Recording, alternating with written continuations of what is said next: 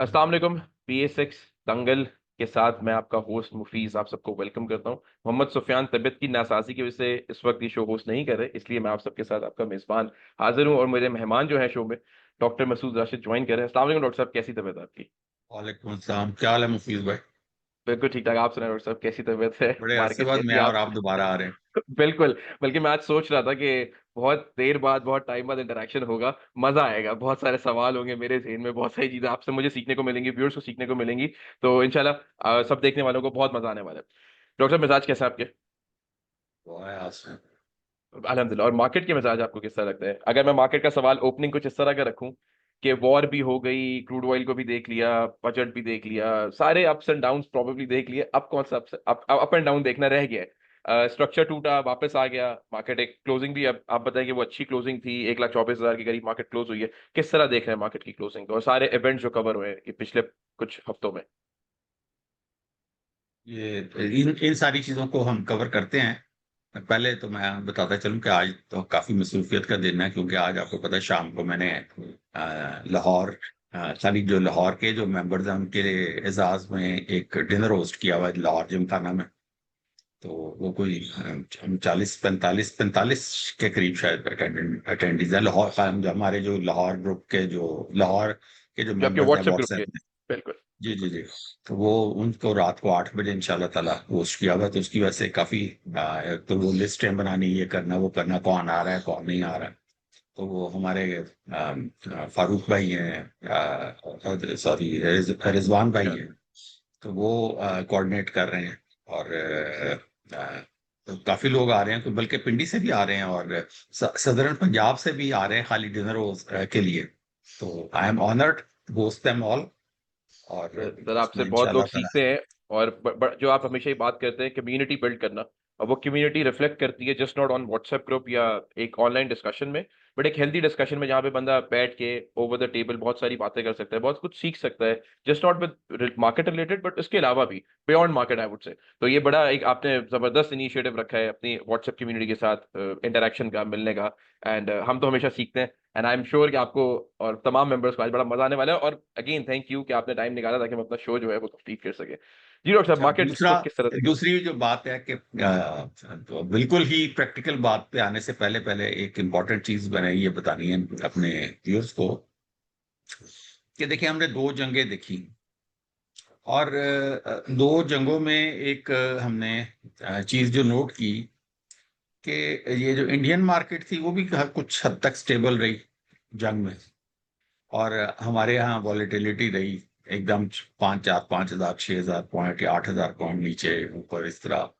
ये इसी तरह ये जो रीजनल वॉर थी ईरान और इसकी इसराइल की, इसमें भी इसी तरह हुआ कि उधर इसराइल तो तकरीबन ठीक ही था, लेकिन है कि ईरान की मार्केट का मुझे कोई इतना अंदाजा नहीं है।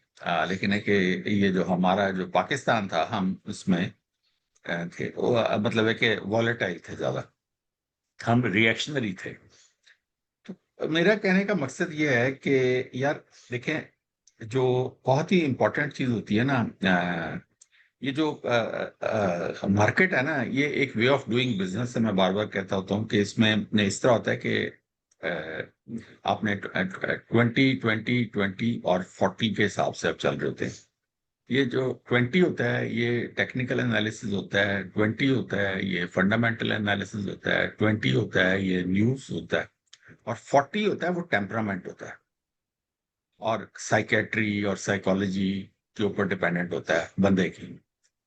तो 40% एक ह्यूज नंबर है, यानी कि अगर आपको 60% का नॉलेज पूरा भी आ गया, जो कि नामुमकिन है, यानी कि सारी न्यूज भी आपको पता हो, सारे फंडामेंटल्स भी पता हो, सारे टेक्निकल्स भी पता हो, तो इवन देन आप 40% डेफिशिएंट हैं अगर आपकी पर्सनैलिटी के अंदर ये फ्लॉज हैं।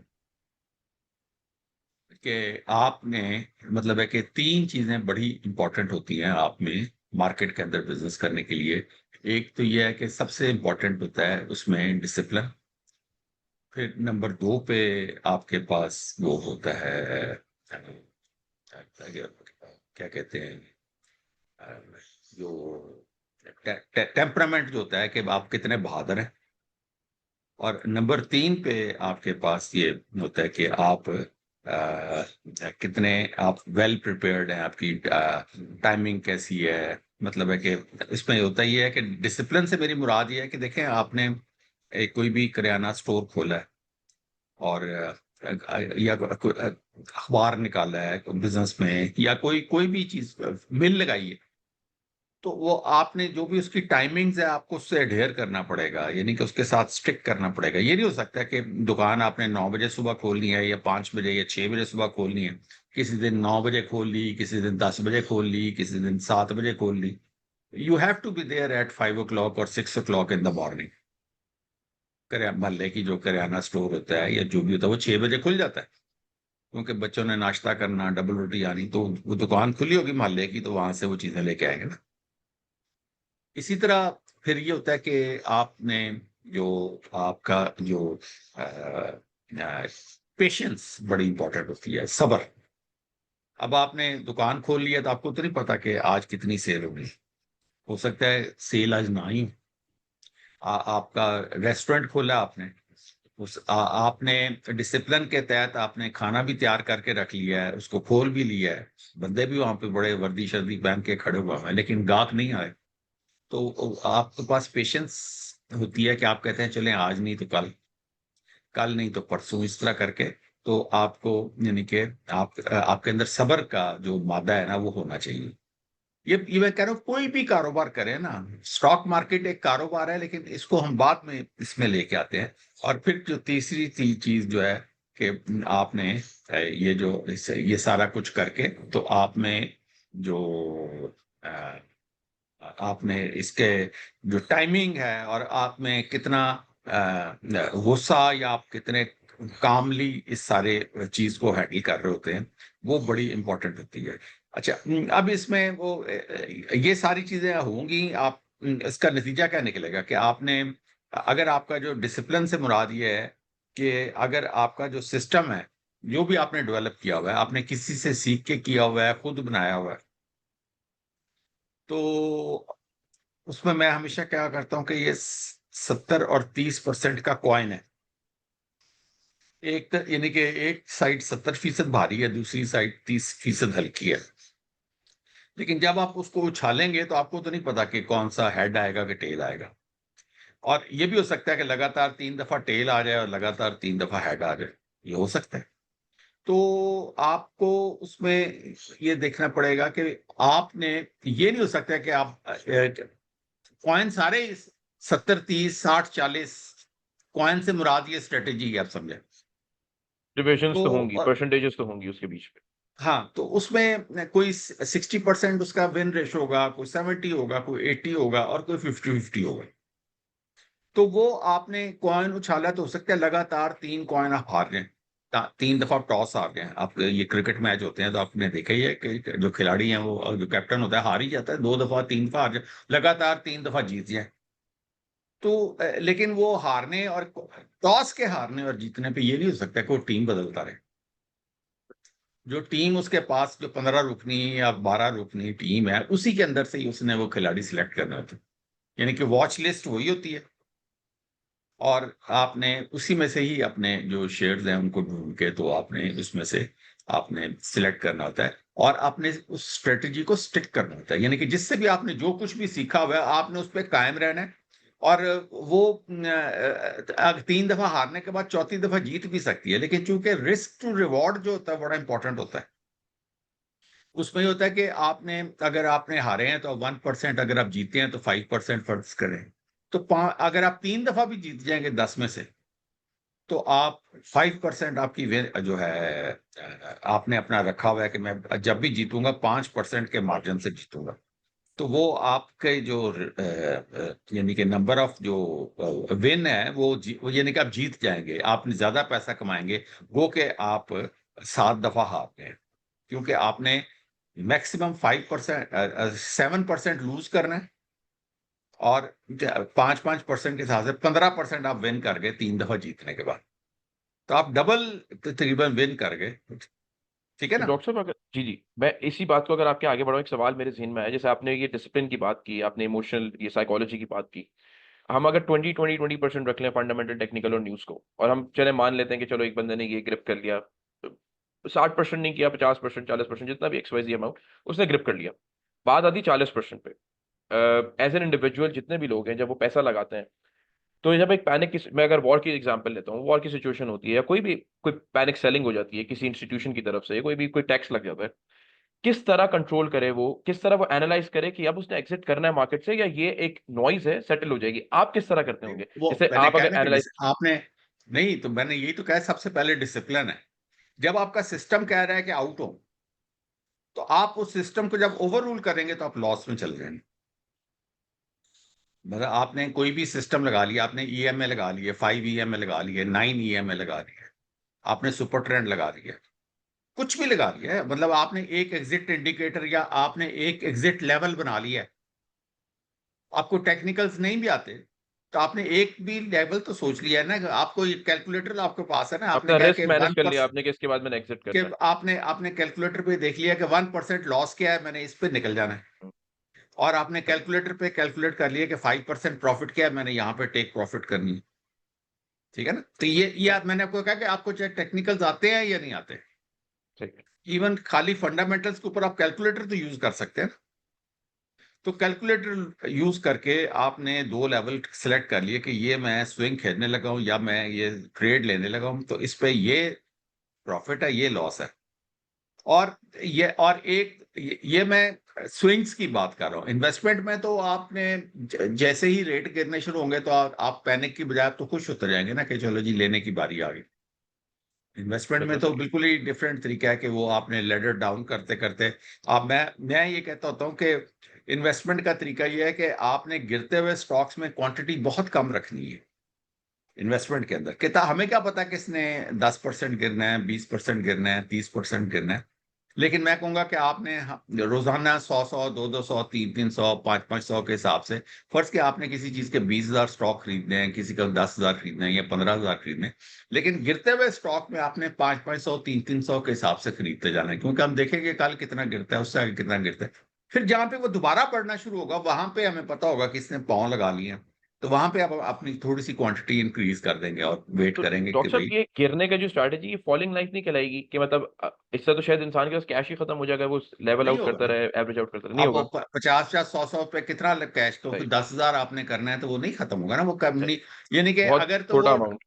अगर जो स्टॉक है वो 200 ईएमए से नीचे ही गिर जाता है, वो तो वैसे ही डाउन ट्रेंड में चला जाएगा। तो फिर आप सही। तो ये इन्वेस्टमेंट के अंदर भी आप ये समझेंगे कि भाई ठीक है, मैंने तो इसका 10,000 खरीदना था या 15,000 खरीदना था, मैं सिर्फ एक 2,000 खरीद सका हूँ, ये 100 100, 200 300 करके, तो कोई बात नहीं, मैं अब यहाँ पे रुक जाता हूँ। ये जब जहां पे कहीं पाँव लगाएगा वहां पे मैं बाकी 10,000 खरीद लूंगा। ठीक है ना, तो ये सही। तो इन्वेस्टमेंट का तरीकाकार होता है। तो वो जो दूसरा है स्विंग का जो तरीकाकार है, उसमें हम ऊपर चढ़ते हुए स्टॉक के अंदर ऐड करते जाते हैं। ठीक है, अच्छा। कहने का मकसद ये है कि ये तो एग्जिट और एंट्री तो डिसिप्लिन हो गया। लेकिन एक और चीज जो मैं इंपॉर्टेंट बताना पड़ता हूँ चाहता हूँ कि ये जो न्यूज होती है ना, ये बाद में आती है, चार्ट्स के ऊपर पहले रिफ्लेक्ट होती है। क्यों, ये बात मैं क्यों करता होता हूँ, देखिए मार्केट को अंदर मैं हमेशा बात करता होता हूँ कि मार्केट मार्केट मूवर्स और मार्केट मेकर्स, ये भी पाए जाते हैं, दुनिया की हर मार्केट में पाए जाते हैं। ये जो बड़े बड़े फंड्स हैं, बड़े बड़े बैंक्स हैं, बड़े बड़े हाई नेट इंडिविजुअल्स हैं, ठीक है, हाई नेटवर्थ जो है, ये इनके ऑर्डर्स भी बड़े बड़े होते हैं। तो ये बेसिकली कैंडल मूवर्स या जो भी आपकी कैंडल्स बन रही होती हैं चार्ट पे, वो इंडिविजुअल्स कम और ये ज्यादा बना रहे होते हैं। जिस दिन ये लोग एंटर होते हैं उस दिन कैंडल का साइज एक्स्ट्रा ऑर्डिनरी बड़ा होता है। और जी। जो इंडिविजुअल्स होते हैं उनकी कैंडल्स दरमियानी, छोटी, हैमर, इस टाइप की कैंडल्स बन रही होती हैं। तो उसके अंदर ये जो न्यूज जो होती है ना, वो पहले से रिफ्लेक्ट होनी शुरू हो जाती है, न्यूज आने से पहले। अ, वो ये इन इन लोगों की पहुंच गवर्नमेंट के अंदर भी होती है, ये जो बड़े बड़े लोग होते हैं, और इनको पता होता है कि अच्छा अभी ये एसआरओ आने वाला है, ये फलां चीज होने वाली, तो ये ना पहले से खरीदारी शुरू कर देते हैं। तो आप देखते हैं कि यार ये स्टॉक बगैर वजह के बढ़ते जा रहा है या ये स्टॉक बगैर वजह के गिरते जा रहा है, तो ये पता नहीं क्या हो गया। तो वो आप जितनी मर्जी वो सीक्रेट न्यूज हो, जितनी मर्जी वो खुफिया रखने की कोशिश की हो, लेकिन चार्ट के ऊपर तो जाहिर होगी ना। न्यूज नहीं आई, अखबार में नहीं आई, टीवी में नहीं आई, कोई बात नहीं, लेकिन चार्ट के ऊपर तो नजर आनी शुरू हो जाएगी। एक्टिविटी नजर आने लग जाएगी कि कुछ हो रहा है हाँ, या कुछ हुआ तो है। वहां पे आपको तो होशियार होना पड़ेगा ना कि ये चार्ट ये क्यों कह रहा है। तो वो होता ही है कि आपको खबर बाद में मिलती है, और लेकिन प्रॉब्लम क्या आती है कि गलती हम वहां पे करते हैं जब हमें खबर मिलती है फिर हम उसके पीछे भागते हैं। हालांकि उस वक्त वो प्राइस इन हो चुकी होती है खबर, और या प्राइस आउट हो चुकी होती है, स्टॉक ने गिरना या बढ़ना, वो ऑलरेडी वो सब कुछ हो चुका होता है। नतीजा क्या होता है कि हम या बिल्कुल टॉप के ऊपर खरीद लेते हैं और बॉटम के ऊपर बेच देते हैं, क्योंकि वो खबर हमें या इंतहाई टॉप पे मिलती है आम पब्लिक को, या इंतहाई बॉटम पे मिलती है, और वहां पे आम पब्लिक अंदर और बाहर होती रहती है, और सारा वक्त इसी वजह से, सिर्फ इस एक खराबी की वजह से 95% लोग जो है वो आ, मार खाते हैं ट्रेडिंग के अंदर। ठीक है ना, क्योंकि बिल्कुल वो ठीक है। उन्होंने गलत मौके पे खरीदा होता है, और उनको ये अंदाजा नहीं होता कि भाई चार्ट तो पहले बता रहा था कि भाई ये, और इस वजह से वो होता है कि आप देखें कोई भी यूबीएल बढ़ गया बढ़ गया बढ़ गया, वो टॉप लगा गया, तो वहां पे आपसे पूछते हैं लोग कि जी ये यूबीएल ले लूं ले जी लो। मैं। सही। तो ये उसकी वजह होती है कि बजाय कि आप ये देखें, क्योंकि वो जिसने, जो बड़ा बंदा होगा उसको ये पता होगा कि कितना प्रॉफिट कमाने जा रहा है इस क्वार्टर में, जो बड़ा बंदा होगा उसने कैलकुलेट किया होगा, उसकी रिसर्च टीम ने भी कैलकुलेट करके दिया होगा कि कितना डिविडेंड देने जा रहा है इस क्वार्टर। सही तो है। वो लोग तो इस तरह कर रहे होते हैं, और अपने क्लाइंट्स को भी इस तरह दिलवा रहे होते हैं, जो बड़े बड़े ब्रोकरेज जो हाउसेज होते हैं।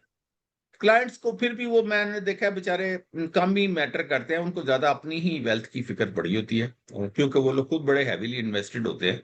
उनके क्लाइंट्स भी रो ही रहे होते हैं सारों के कि जी हम तो लॉस में हैं। ठीक है।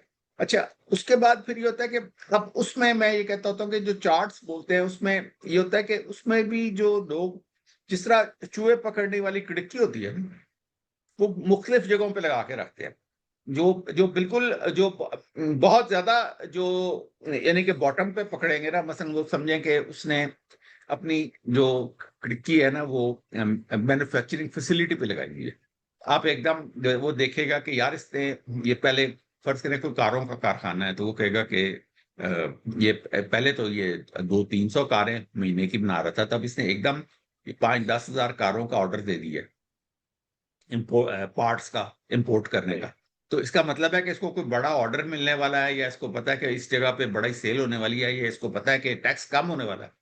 तो अब उसने उसकी तैयारी शुरू कर दी है, तो लिहाजा वो भी अपनी क्वांटिटी बढ़ाना शुरू कर देगा उस कार के प्लांट के अंदर के, जी इसमें ज्यादा इन्वेंट्री आ रही है, तो अब ये ज्यादा कारें बनाएगा और इसकी ज्यादा सेल होगी। ठीक है, उसको एतबार होगा कि ये ब्रांड अच्छा है, और ये चूंकि ये ज्यादा चीजों को ऑर्डर कर रहा है, तो मैं यहाँ पे, तो यानी कि वो मैन्युफैक्चरिंग फैसिलिटी पे खिड़की लगा के बैठ जाएगा। कोई ज्यादा, कोई भी चीज ज्यादा प्रोड्यूस होनी शुरू हो गया है, कोई टिश्यू पेपर के डब्बे हैं वो ज्यादा बनने शुरू हो गए हैं, मसलन कोई मच्छर मार वो जो है ऑइंटमेंट्स हैं, ऑयल्स हैं, वो ज्यादा, मॉस्पेल वगैरह ज्यादा बनना शुरू हो गया, तो वो इसको पता होगा कि अब ये सीजन आने वाला है, तो इसने ये तैयारी शुरू कर दी है, तो मैं यहाँ पे अब ये चीज खरीद लूँ।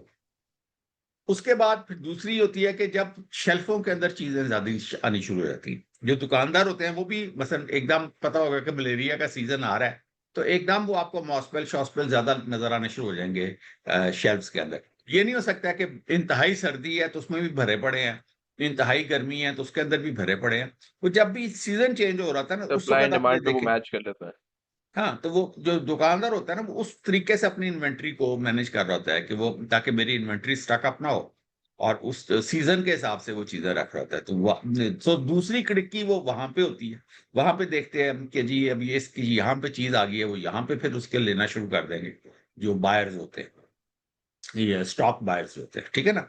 और तीसरा वो होता है जो कि सबसे आखिर में जिसको कम प्रॉफिट होता है, वो ये होता है कि जब ये सब कुछ करके, तो जब ये सेल ज्यादा शुरू हो जाती है, तो वहां पे एंटर होते हैं कि लो जी हर कोई मॉस्पेल खरीद रहा है, तो मैं भी इसकी इस कंपनी का शेयर खरीद लूं।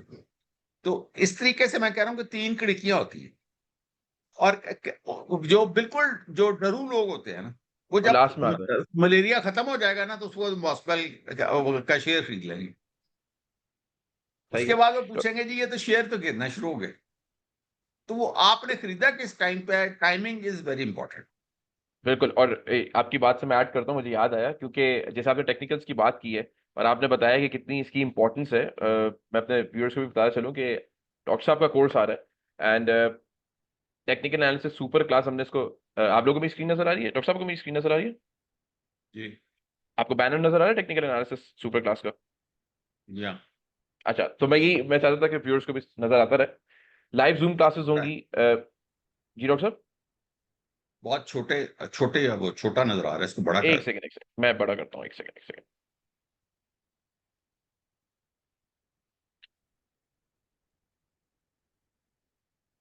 हाँ जी डॉक्टर। और ये सबके लिए बेसिकली जो डॉक्टर साहब ये बात कर रहे थे ना, कि आपका जो भी लेवल हो सकता है, EMA 100 200, आपकी कोई सपोर्ट लेवल टूट रही है, कोई रेजिस्टेंस क्रॉस हो रहा है, ब्रेकआउट हो रहा है, व्हाटसोएवर आपका जो भी प्रिंसिपल है, वो सब प्रिंसिपल्स इस सुपर क्लास में आपको बताए जाएंगे। सबके लिए है ये, यानी तमाम फाइनेंशियल मार्केट्स के लिए, स्टॉक मार्केट चाहे पाकिस्तान की हो या ग्लोबल इक्विटी मार्केट हो, क्रिप्टोज हैं, कमोडिटीज हैं। जैसे अभी ऑयल की हमने फ्लक्चुएशन देखी थी, रैपिडली बढ़ गया, गिर गया, किस तरह आपने टेक्निकली उसको देखने कि वो रेजिस्टेंस के लेवल पर आ रहा है, यहाँ से नीचे आएगा। गोल्ड हो सकता है।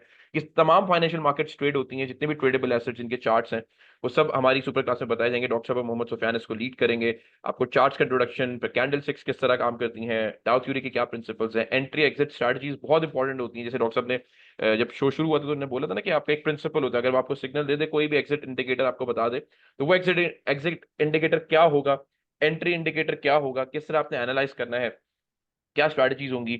और सबसे अच्छी बात यह है कि ये लाइव क्लासेस होंगी जूम पे, और ये ऑलमोस्ट ऑलमोस्ट ऑलमोस्ट जो है आपका कोर्स चलेगा 12 वीक्स का, यानी इसमें एग्जाम्स भी होंगे, सेमेस्टर सिस्टम भी होगा, आपको एवेलुएट भी किया जाएगा। आपका एक व्हाट्सएप ग्रुप होगा, डेडिकेटेड व्हाट्सएप ग्रुप होगा स्टूडेंट्स के लिए, जिसमें हमारे मेंटोर्स, हमारे वॉलंटियर्स होंगे, टीम मेंबर्स होंगे, जो आपको असिस्ट कर रहे होंगे, आपको हेल्प आउट कर रहे होंगे आपके चार्ट्स को लेके। एंड जो लोग, आप हमारे माशाल्लाह रजिस्ट्रेशन आ रही हैं, तो हम कोशिश करेंगे 10th तक हमारी रजिस्ट्रेशन क्लोज हो जाएंगी, 10 जुलाई तक। एंड मोर इम्पोर्टेंटली, जो इस कोर्स में एनरोल करेंगे, उनको डॉक्टर मसूद राशिद का जो ग्रुप है, वो 6 महीने के लिए फ्री मिलेगा। आपने सिर्फ इस नंबर पे जो आपके सामने नजर आया, 0336 2444466 पे व्हाट्सएप करना है, PSX दंगल 28 PSX दंगल 28 का मतलब ये कि आप एक कोड भेजेंगे, और इसलिए आप कोर्स में एनरोलमेंट कराएंगे तो आपको डॉक्टर मसूद राशिद का जो ग्रुप है, व्हाट्सएप ग्रुप, जिसमें टेक्निकली हर चीज चार्ट्स के through buying and selling levels बताए जा रहे होते हैं, डिस्कशन हो रही होती है, सब चीजें हो रही होती हैं, वो आपको 6 मंथ्स के लिए फ्री हो जाएगा। डॉक्टर साहब, इसमें कोर्स में तो इसमें इस बहुत। तरह है कि ये जो कोर्स है, इसके अंदर जो बड़ी इंपॉर्टेंट चीज बताता हूँ कि हम लोग खासतौर पे मैं जो है ना, मुझसे ये जो बड़ी मुश्किल मुश्किल जो टर्म्स हैं, मुश्किल मुश्किल फॉर्मूले जो हैं, मुश्किल मुश्किल लाइनें और इस तरह की चीजें मुझसे याद नहीं होती। तो मैं इसी वजह से, जो वो होता है ना कि कुछ लोग होते हैं वो कोई वर्ड बना लेते हैं, इसका मुखफ़्फ़ किस तरीके से आप करेंगे, तो वो उसकी बल्कि एक कोई खास टर्मिनोलॉजी है कि वो आप वर्ड इजाद कर लेते हैं कि जी ये जो ये लफ्ज़ है, इसका मतलब, इसके जो स्पेलिंग है, इसका मतलब ये।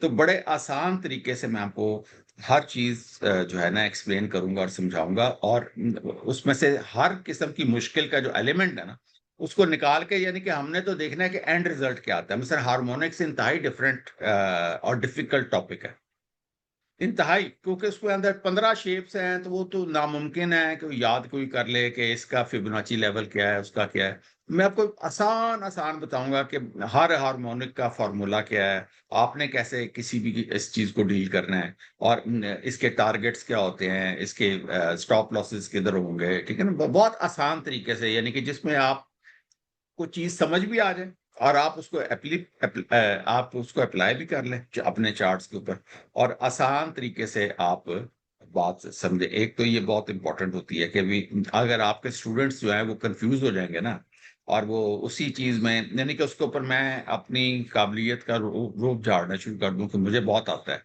तो वो कोई अच्छा टीचर नहीं होता। अगर मैं खुद को स्टूडेंट्स के लेवल पे खुद को गिरा के नहीं पढ़ा सकता ना, तो वो उसमें जो, अब वो जो टीचर है वो कभी भी अपने स्टूडेंट्स को कुछ भी नहीं सिखा सकता। वो एक पीएचडी है बंदा है, वो पीएचडी का नॉलेज देके चला जाएगा मैट्रिक क्लास के बच्चों को या एफए क्लास के, एफएससी वालों को, तो वो उसको होगा पीएचडी, वो खुद होगा, लेकिन है कि उससे स्टूडेंट्स के ऊपर कोई असर नहीं कोई पड़ेगा। असर नहीं आएगा। और वो और उसमें हुटिंग भी कर रहे होंगे और उसमें वो बोर भी हो रहे होंगे उसकी क्लास में। तो वो जो बंदा उनके लेवल के ऊपर आके पढ़ाता है, वो टीचर हमेशा पॉपुलर होता है। तो मैं हमेशा कोशिश करता हूँ कि आपने स्टूडेंट्स के लेवल के ऊपर आके बजाय कि अपनी काबिलियत का रोब जमाएं, आप उनको साथ लेके चलें और जितनी देर तक हर कोई जो सारे स्टूडेंट्स होते हैं वो आगे यस ना कह दें। आपने देखा मैं कभी चलता ही नहीं, चाहे 4 घंटे की क्लास हो जाए, बिल्कुल मैं आगे कभी नहीं चलता जब तक जितनी वो पूरी क्लास है वो सारी कह दे कि अब बात समझ आ गई समझ आ और गई। अब कोई क्वेश्चन रह नहीं गया। तो खैर उस चीज से अच्छा, और फिर मैं ये कह रहा हूँ कि अगर ये जो टेम्परामेंट, ये जो भी मैंने आपको बताया कि डिसिप्लिन है, ये है, वो है, ये है, ये सब कुछ आप में है, तो आप आगे ये लाइनें शाइनें और फंडामेंटल और न्यूज़ आप सीख सकते हैं, क्योंकि आप अ, के अंदर कारोबार करने का टेम्परामेंट अगर मौजूद है। और अगर आप वो जो 40% आपके अंदर गायब है, तो मैं हमेशा कहता होता हूँ भई आप कोई नौकरी-शौकरी करें, आप किसी म्यूचुअल फंड में पैसे लगा दें, आप किसी ईटीएफ के अंदर पैसे लगा दें, आप स्टॉक मार्केट से परे रहें, नहीं तो आप लॉस खाएँगे, ठीक है?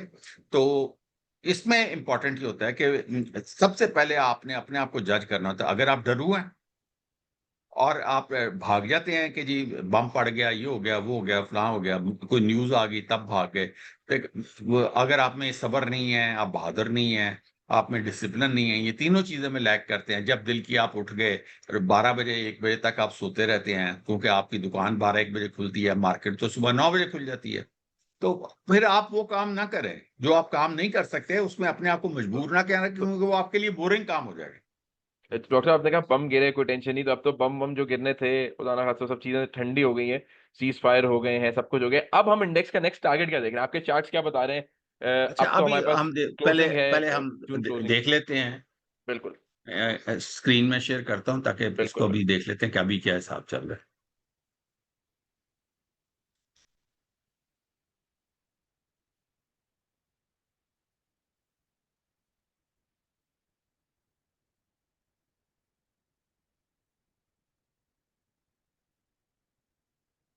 अच्छा जी, पहली तो बात ये है कि इसमें हमने ये एक पिछले 1 माह में देखिए कमर्शियल, जो मैं हमेशा कह रहा हूँ कि आपने, क्योंकि मुल्क की जो हमने इकोनॉमी को भी देखना होता है कि हमारी बिल्कुल इकोनॉमी किधर जा रही है। हम जितने मर्ज़ी उसके गुण गा लें कि इकोनॉमी में मैक्रोज़ ठीक हो गए, माइक्रोज़ ठीक हो रहे हैं, हम स्ट्रक्चरल रिफ़ॉर्म की तरफ जा रहे हैं। लेकिन हमने देखना है कि हमारे पास जो कारोबार करने के कौन-कौन से एवेन्यूज़ मौजूद हैं। हम किसी गलत सेक्टर के अंदर ना फँस जाएँ। हम ये देखें कि लो जी, ये तो फर्ज करें कि कोई पैकेजिंग वाला बहुत ही गिरा पड़ा सा स्टॉक है, तो हम वो उठा लें, या हम कोई वो छोटा सा स्टॉक उठा लें, डब्ल्यूटीएल टाइप स्टॉक उठा लें, पेस उठा लें कि ये सस्ता मिल रहा है। वो नहीं, आपने ये देखना है कि जो पिछले 1 महीने में कमर्शियल बैंक्स चले हैं, उसके बाद आपने देखना है फर्टिलाइजर चला है, फिर आपने ये देखना है सीमेंट चला है, और फिर आपने ऑयल एंड गैस। ये 4 सेक्टर हैं जो कि पिछले 1 महीने में चल रहे हैं, और यही 4 सेक्टर जो हैं वो पिछले 3 महीने में चल रहे हैं। ये देखें, बाकी कुछ भी नहीं है। बाकी आप देखें, ये आप ये देखें, इधर भी कुछ नहीं, इधर भी कुछ नहीं, इधर भी कुछ नहीं, इधर भी कुछ नहीं, इधर भी कुछ नहीं, इधर भी कुछ नहीं, इधर कुछ भी नहीं। और ये एक ग्लास सेक्टर पिछले 3 महीने में चला है, फिर पावर जनरेशन एंड डिस्ट्रीब्यूशन चला है, फिर उसका फर्टिलाइजर चला है, फिर सीमेंट चला है, और कमर्शियल बैंक, सीमेंट, फर्टिलाइजर 3 महीने में चला, और इसमें अभी तक फार्मा नहीं आया, जो कि अब आइंदा आ जाएगा। लेकिन है कि बाकी आप देखें वो जो ग्लास व्लास भी वो तो थोड़ी देर के लिए चलते हैं। बाकी मेन जो चीज है वो आपके वहां पे ही चलेंगे। और ये जो ऑयल ने पिछले, क्योंकि ये जो एकदम ये जो ऑयल गिर रहा था, तो उसमें ऑयल में सेलिंग आई थी। और प्लस ये कि अभी तक वो न्यूज़ भी नहीं आई थी कि जो सर्कुलर डेट जो है का मामला जो रिजॉल्व हो रहा है, और बैंकों में इन्होंने कर्जा ले लिया हुकूमत ने, तो अब वो पिछले 1 महीने में वो न्यूज़ आ चुकी है।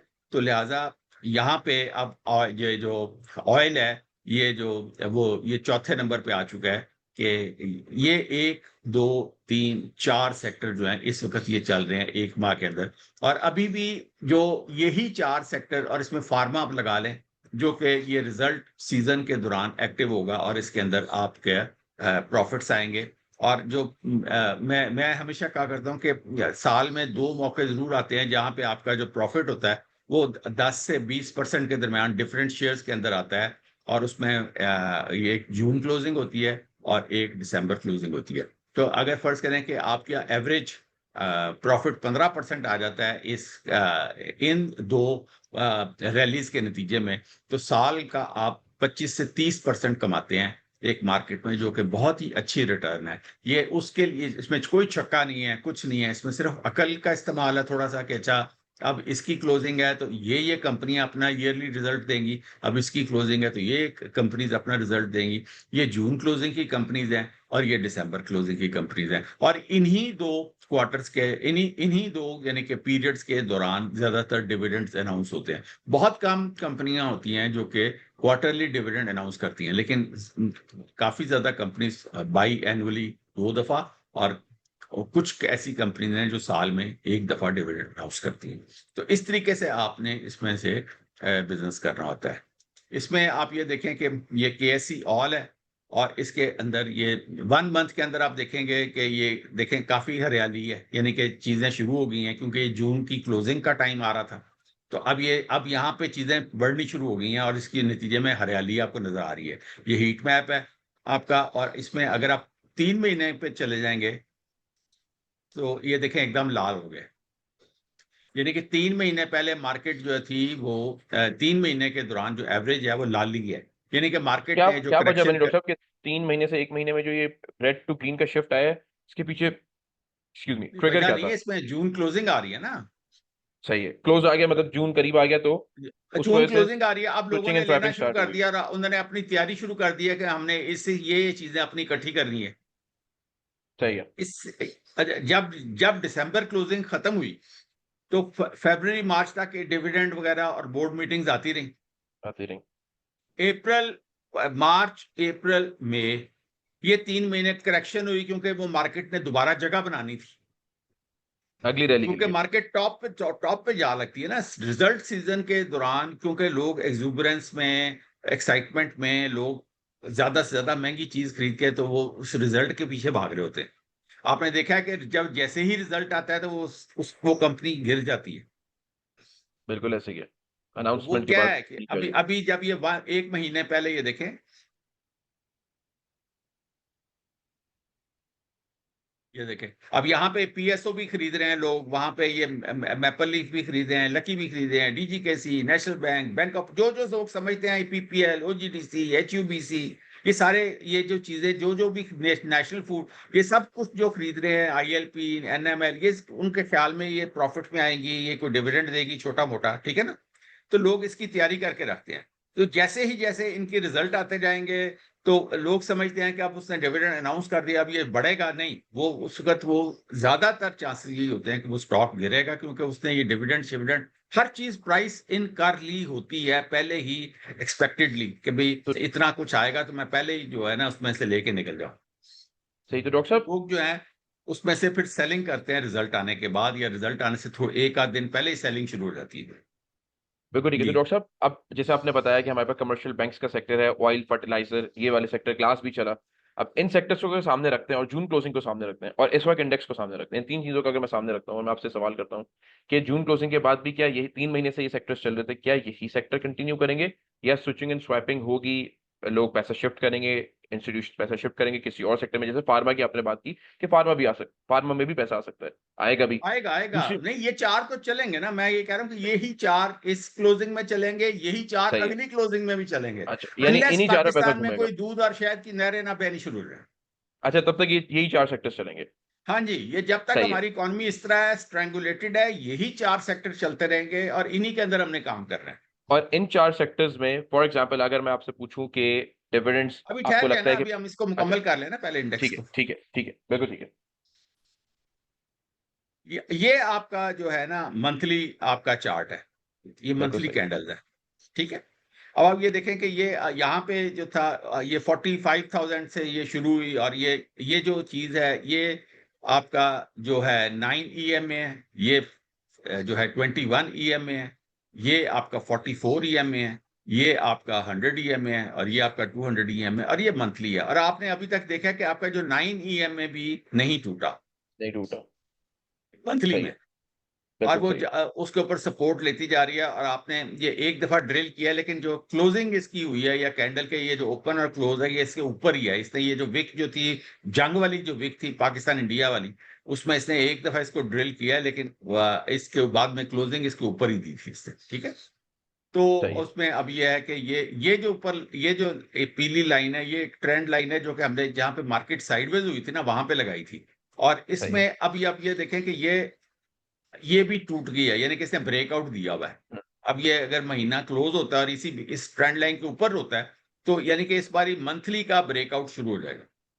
सही है। ये हमने सही। ट्रेंड लाइन इधर लगाई थी जहां पे मार्केट साइडवेज शुरू हुई थी, वो पीछे से ये देखें, ये यहाँ पे, वो मेरे ख्याल है ये हमने 5-6 हजार इंडेक्स पे ये शुरू की थी। ये हाँ, 15,000 इंडेक्स से ये शुरू की थी ये ट्रेंड लाइन, क्योंकि ये स्टॉक इंटेल का जो डाटा है 15,000 से शुरू हुआ हुआ, ठीक है। तो सही ये है। यहां से हमने ये शुरू की थी, और जहां पे मार्केट साइडवेज हुई थी ना, उधर लगा के तो इसको हमने छोड़ा था। तो इसके बाद 1, 2, 3, 4, 5, 6 7 महीने हो गया मार्केट साइडवेज चल रही है। अब सही है। आके इसने उसको ब्रेकआउट किया, ये देखें, बिल्कुल सही है। इसके ऊपर बिल्कुल ठीक विक है। भी बनी हुई है, और इसके ऊपर ही हल्की सी क्लोजिंग आई है। अगर ये जून क्लोजिंग, अब जो कि मेरा 30th आखिरी दिन है जी। मंडे का, हम्म। तो मंडे को अगर ये इससे ऊपर क्लोज हो गई, तो ये एक बहुत ही अच्छा साइन होगा कि मार्केट ने मंथली ब्रेकआउट दिया। और ठीक है, ब्रेकआउट के बाद हम लोग नेक्स्ट क्या देख रहे हैं?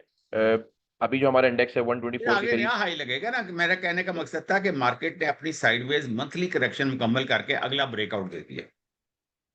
ठीक है। ठीक बिल्कुल है, ठीक है। अच्छा, उसके बाद हम आगे आ जाएं।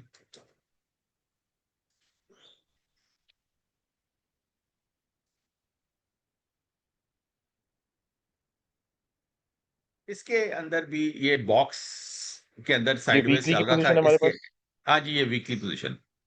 और आपने ये देखे कि ये 44 ईएमए को, जिस तरह वो 9 ईएमए को रिस्पेक्ट कर रही थी, इसने 44 ईएमए को रिस्पेक्ट किए हम्म, बिल्कुल ठीक मैक्सिमम। है। और ये यहाँ पे आके इसने वॉर के महीने में इधर, नहीं तो अदरवाइज ये 21 ईएमए को ज्यादा रिस्पेक्ट करती जा रही है, जो बिल्कुल ठीक है। वीकली है। ये 21 ईएमए जो लाल है, ठीक है ना, लाल है। सही एक्सपोनेंशियल है। Moving average. तो वो ये उसको रिस्पेक्ट करती जा रही है, और वॉर के ही दौरान ये टूटी थी। लेकिन 44 ईएमए वीकली के अंदर बड़ा ही इंपॉर्टेंट स्ट्रक्चर होता है, कि वो अगर अप ट्रेंड के अंदर मौजूद रहती है तो उसको नहीं तोड़ना चाहिए, और उसको रिस्पेक्ट करना चाहिए, जो कि इसने रिस्पेक्ट किया है। चाहे जितनी मर्जी पैनिक सिचुएशन आई है, लेकिन वीकली के अंदर ये 44 को उसने नहीं तोड़ा, और ये अपने बॉक्स स्ट्रक्चर के अंदर कायम रही है। और अब ये आके पिछले 1, 2 और 3 हफ्तों से ये बॉक्स को तोड़ रही थी, और फाइनली अब इसने बॉक्स को तोड़ के ऊपर क्लोजिंग दे दी है। बिल्कुल ठीक है। ये हो गया। अच्छा, बिल्कुल। उसमें आप ये देखें कि ये जो चीज है, ये देखें, ये डीएमए पॉजिटिव और डीएमए नेगेटिव, ये इस दौरान यहां से लेके यहां तक का डिस्टेंस देखें कितना वाइड था। अब ये यहाँ पे ये गुचमुच हुआ है, यानी कि बहुत छोटा छोटा चल रहा है, जो कि बता रहा था कि मार्केट साइडवेज चल रही है। ठीक है। कि इसके दौरान ये देख रहे हैं, ये फासला देखें ये दोनों के दरमियान, और यहाँ पे देखें ये बिल्कुल आपस में इंटरमिंगल कर रहा है। और इधर से ये भी एडीएक्स की जो लाइन है, ये भी फॉलिंग नाइफ बनी हुई है। तो वो यानी कि इसने बताया कि ये वीकली साइडवेज चल रहा है, जो कि इस बार अब ब्रेकआउट हो चुका है। अब ये हो सकता है कि अब ये दोबारा जो डीएम पॉजिटिव है, वो वीकली भी ये पॉजिटिव होकर फिर दोबारा ऊपर की तरफ जाना शुरू हो जाए, किसी नई रैली की तरफ। ठीक है, बिल्कुल ठीक है। आज की डेट में अभी तक ये साइडवेज चल रहा है, और अभी इसमें मतलब है कि इस इंडिकेटर के मुताबिक हम अभी भी साइडवेज भी हैं, जो कि साफ ज़ाहिर है, जो प्राइस एक्शन है वो थोड़ा पहले एक्ट कर रहा होता है, इंडिकेटर्स थोड़ा बाद में एक्ट कर रहे बाद होते में हैं। रहे होता इसी वजह से हम इन्हें कहते हैं कि ये लैगिंग होते हैं, ठीक है। अच्छा, इसके अंदर अभी भी ये देखें, ये जो एक और चीज ये है कि ये अभी भी एक्स में डाइवर्जेंस चल रही है, है। सही है। जिसमें ये देखें, ये यहां से देखें, इसने बता दिया था वीकली कि भाई आपने ये डाइवर्जेंस शुरू हो गया, अब आपने नया पैसा इस तरह नहीं डालना, आप पुराने जो लोग हैं होल्ड करके बैठे हैं। और ये देखें साइडवेज चलता जा रहा है, और ये गिरता जा रहा था। और अब ये आरएसआई अगर ऊपर जाना शुरू हुआ और इसने इस ट्रेंड लाइन को ब्रेक कर दिया, तो फिर ये डाइवर्जेंस जो है डिसॉल्व हो जाएगी, और ये फिर दोबारा जो है 70 से ऊपर चलना शुरू हो जाएगी, और एक ट्रेंड के अंदर आ जाएगी मार्केट, जो कि अभी तक ये तो यही बता रहा है कि ये इस साइडवेज जो सेशन था, इसने अपना मुकम्मल करके, तो अब ये चूंकि पहला हफ्ता ये शुरू हुआ जो कि इसने क्लोजिंग दी है इस बॉक्स से ऊपर, तो अब यानी कि पहला स्टेप चढ़ना है, तो अब हमने देखना है कि 10 मंजिल ऊपर चढ़ती है, 4 मंजिल ऊपर चढ़ती है, 2 मंजिला ऊपर चढ़ती है। अब डिपेंड करेगा कि इस इमारत की ऊंचाई कितनी है, जो अगला ट्रेंड शुरू होगा, बिल्कुल या वो ऊपर पहली मंजिल पे जाके ठोस हो जाती है। ये तो सिर्फ नजूमी बता सकते हैं, हम नहीं बता सकते। सही है। ठीक है ना? बिल्कुल ठीक है। ये इस यानी कि ये वीकली का लेकिन मामला है। इंडिकेशन ये कि नए हाइस की तरफ मार्केट जाएगी। जी जी।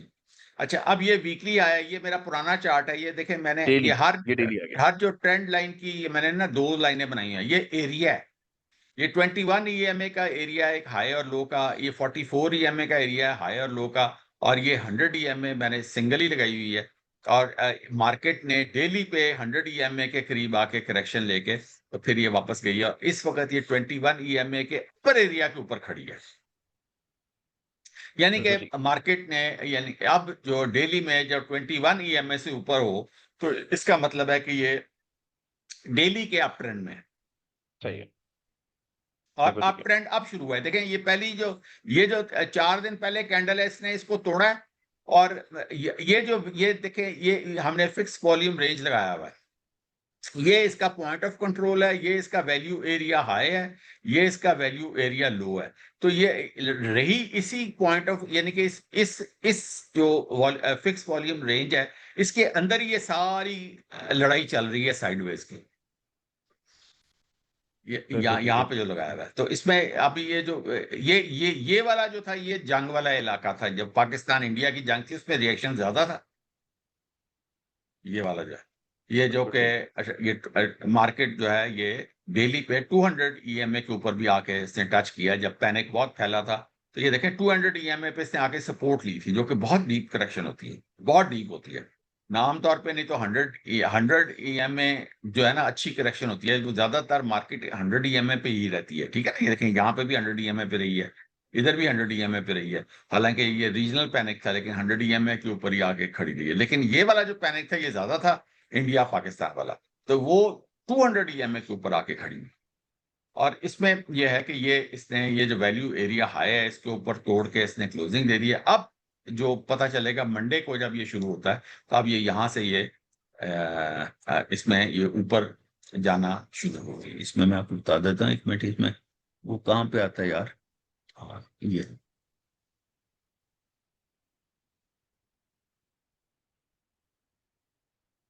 अब यहाँ पे ये इस तरह जाने, आइंदा जाने की उम्मीद है। ठीक है? बिल्कुल ये ठीक है। ये तो हो गया आपका। और इसके अंदर इंपॉर्टेंट ये है कि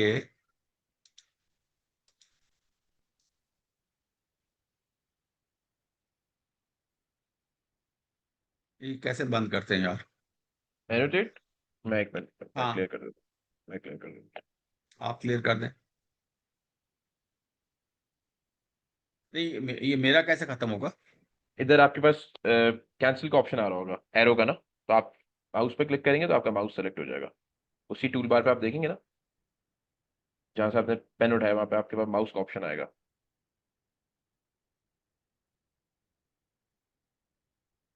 आई थिंक हो गया आपका माउस। हो गया। जी। अच्छा जी, इसमें अब आप ये मतलब है कि ये मैंने आपको बता दिया कि ये आपका डेली था, और इसमें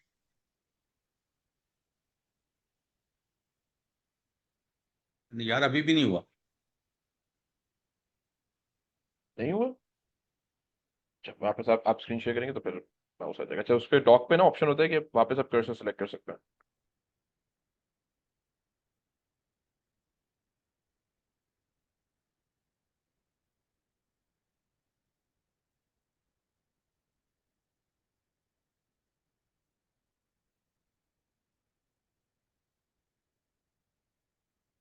अच्छा, इसके अंदर अब ये हम देख लें कि भी इसके अंदर किसी किस्म की कोई डाइवर्जेंस नहीं है।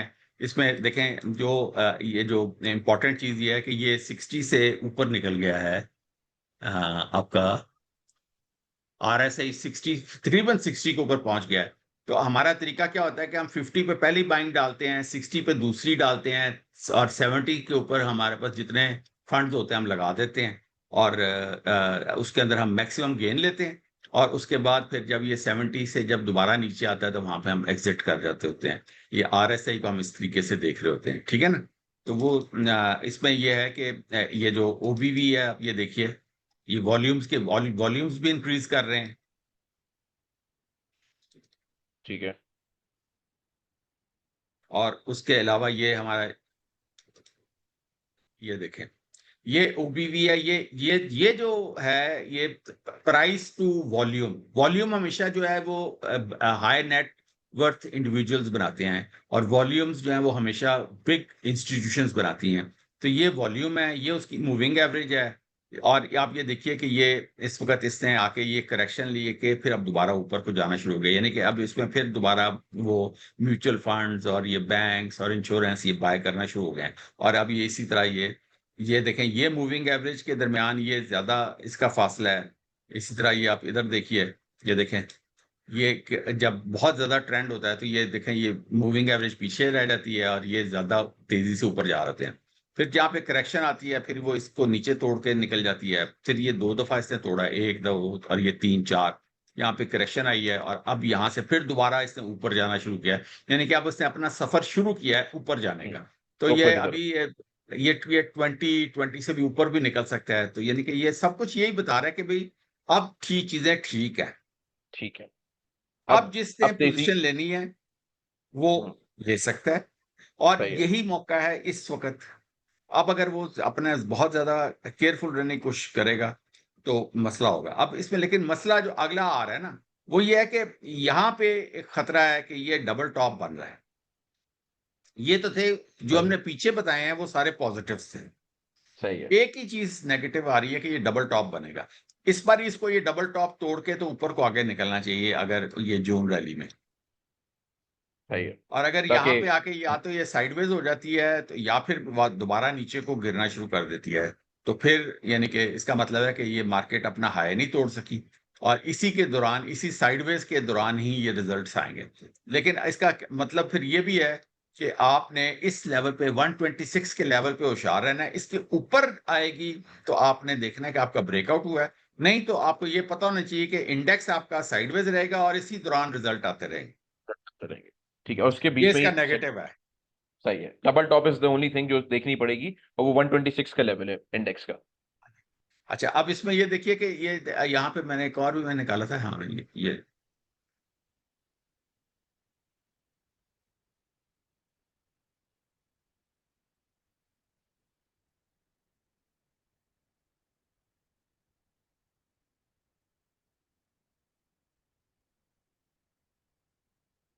ये देखें, ये रेनको है। पिछली बार भी मैंने इनको दिखाया था कि ये देखें, ये इसको असूलन तो इधर सपोर्ट लेनी चाहिए थी, लेकिन चूंकि ये रीजनल वॉर हो रही थी और उसके बाद इंडिया पाकिस्तान की भी हुई थी, ये नीचे गिरा है। और ये नीचे आया, यहाँ पे आके इसने सपोर्ट ली है, और वहां से फिर ये दोबारा जब चढ़ना शुरू हुआ है, तो अब ये इसने डबल टॉप ऑलरेडी लगा लिया है रेनको ने। ये एक ठीक और है। ये दो, यानी कि अब ये यहाँ पे, अब ये उम्मीद तो यही है कि ये रेनको ये बता रहा है कि इसमें किसी किस्म की लाली नहीं आ रही, कहीं पे कोई वीकनेस नहीं आ रही, तो ये बता रहे हैं कि ये डबल टॉप इस बारी शायद टूट जाए। ब्रेक हो जाए। सही है। यानी ये एक ठीक है। रेनको की तरफ से सिग्नल ये है कि डबल टॉप टूट सकता है। हाँ जी। बिल्कुल ठीक है। डॉक्टर साहब, तो मैं ये आपने काफी है आपका इंडेक्स, मैंने आपको उसका इंडेक्स। वीकली भी बता दिया है, मंथली भी बता दिया है, डेली भी बता दिया है, और इसके चांसेस भी बता दिए हैं कि इस बारी चांसेस हैं कि ये जो जून रैली है इसके अंदर हम नया हाई कोई देखेंगे। बिल्कुल डॉक्टर साहब, मैं बिल्कुल समझ भी गया। मैं आई होप हमारे व्यूअर्स भी इंडेक्स की स्ट्रैटेजी समझ गए होंगे। आपने बहुत सारी चीजें बाइंग के हवाले से डिस्कस की हैं, बल्कि आप सर्कुलर डेट का बता रहे थे, तो मैं उस न्यूज सेक्शन पे भी आता हूँ। पहले मैं अपने व्यूअर्स के साथ जो हमारी टॉप पिक्स है स्टॉकिफाई की, क्योंकि मैं डॉक्टर साहब की टॉप पिक्स पे भी जाऊंगा, वो भी हम शेयर करेंगे, न्यूज को भी लेंगे। तो मैं चाहता हूँ पहले मैं टॉप पिक्स को आपके साथ शेयर कर लूँ, टेक्निकली आप लोगों को दिखा अच्छा, भी लोग दूँ। कहते होते हैं कि यार आपकी वीडियो लंबी बहुत होती है, ये अब मुझे बताएं कि अगर आपने कोई चीज इन डिटेल समझनी है तो हम अगर उसको नहीं समझाएंगे, उसको शुरू से ले, अब शादी में आपको 15 मिनट का चार्ट समझा दूंगा या 1 घंटे का चार्ट समझा दूंगा कि अब ये हुआ ये हुआ, तो ये तो कोई तरीका नहीं है कि जी ये लेवल है इसका, ये जितनी देर तक आप इस कारोबार को समझेंगे नहीं, तो आप उसको, मतलब है कि आप ये कभी हो सकता है कि आपने एक दुकान खोली हुई है, तो आपके मैंने बस घंटे की दुकान खोलनी है, बंद कर देनी है, आपको सुबह से लेकर रात तक उसको खोलना पड़ेगा। बिल्कुल ऐसे ही है, थोड़ी सी मुझे तो तो नहीं लगन। समझ आती कि ये लोग किस किस्म का कारोबार करना चाहते हैं, जो कि वो कहते हैं जी वीडियो लंबी है, छोटी है, फलाम। भाई आप उसको सीखें कारोबार को, बिल्कुल नहीं उसमें नहीं मुझे कितने नफलों का फायदा है कि आप इसमें देखें या ना देखें। हम्म नहीं, हमारे पॉजिटिव हमको फीडबैक्स इसमें डॉक्टर ये साहब जो आते हैं। ये यूट्यूब से कोई पैसे थोड़ी कमा रहे हैं।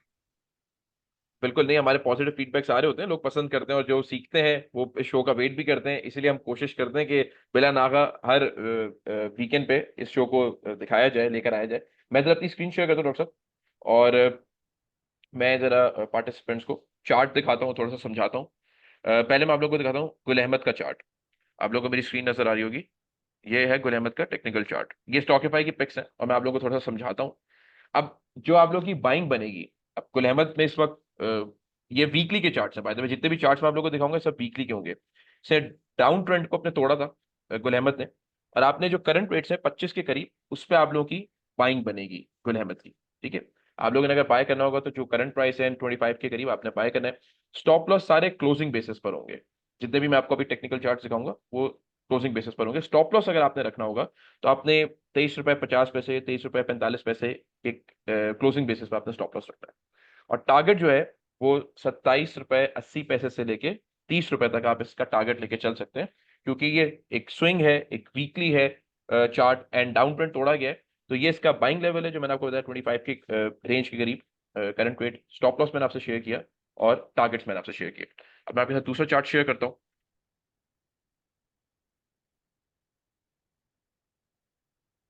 ताकि व्यूअर्स को हम लोग साथ साथ बताते रहें, समझाते रहें। अच्छा, हम लोग शेयर करते हैं आपके साथ पीपीएल का चार्ट।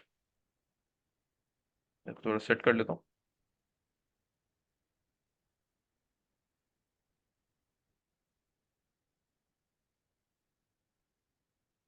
अच्छा, ये भी हमारा वीकली का चार्ट है पाकिस्तान पेट्रोलियम का। इसका जो डाउन ट्रेंड है ये टूटने वाला है। अब आप इसको ये अबाउट टू ब्रेक इसको मैं बोलूंगा, इसके डाउन ट्रेंड को। इसकी जो बाइंग बनेगी वो 175.50 से लेके 176 तक जो है, यानी जब ये इससे ऊपर क्लोजिंग देगा 175, 175 रुपए 50 पैसे से ऊपर, 176 रुपीज के ऊपर आपने इसको बाय करना होगा। इसको अगर आप लेके चलते हैं पीपीएल को, stop loss again closing basis पर होगा आपका, और वो आपका 165 रुपए से नीचे का होगा क्लोजिंग बेसिस पे। और टारगेट जो है 190 से लेके 200 रुपए तक आप इसको पीपीएल के टारगेट को लेके चल सकते हैं। ये आपका वीकली का पीपीएल का चार्ट आ गया। एंड लास्ट मैं आपसे एक शेयर करता हूँ स्पेल। आप लोग अपने पास ही सेव करके रख भी सकते हैं, सो दैट आप लोग के लिए आसानी हो समझने के लिए, अपने पास नोट डाउन कर सकते हैं।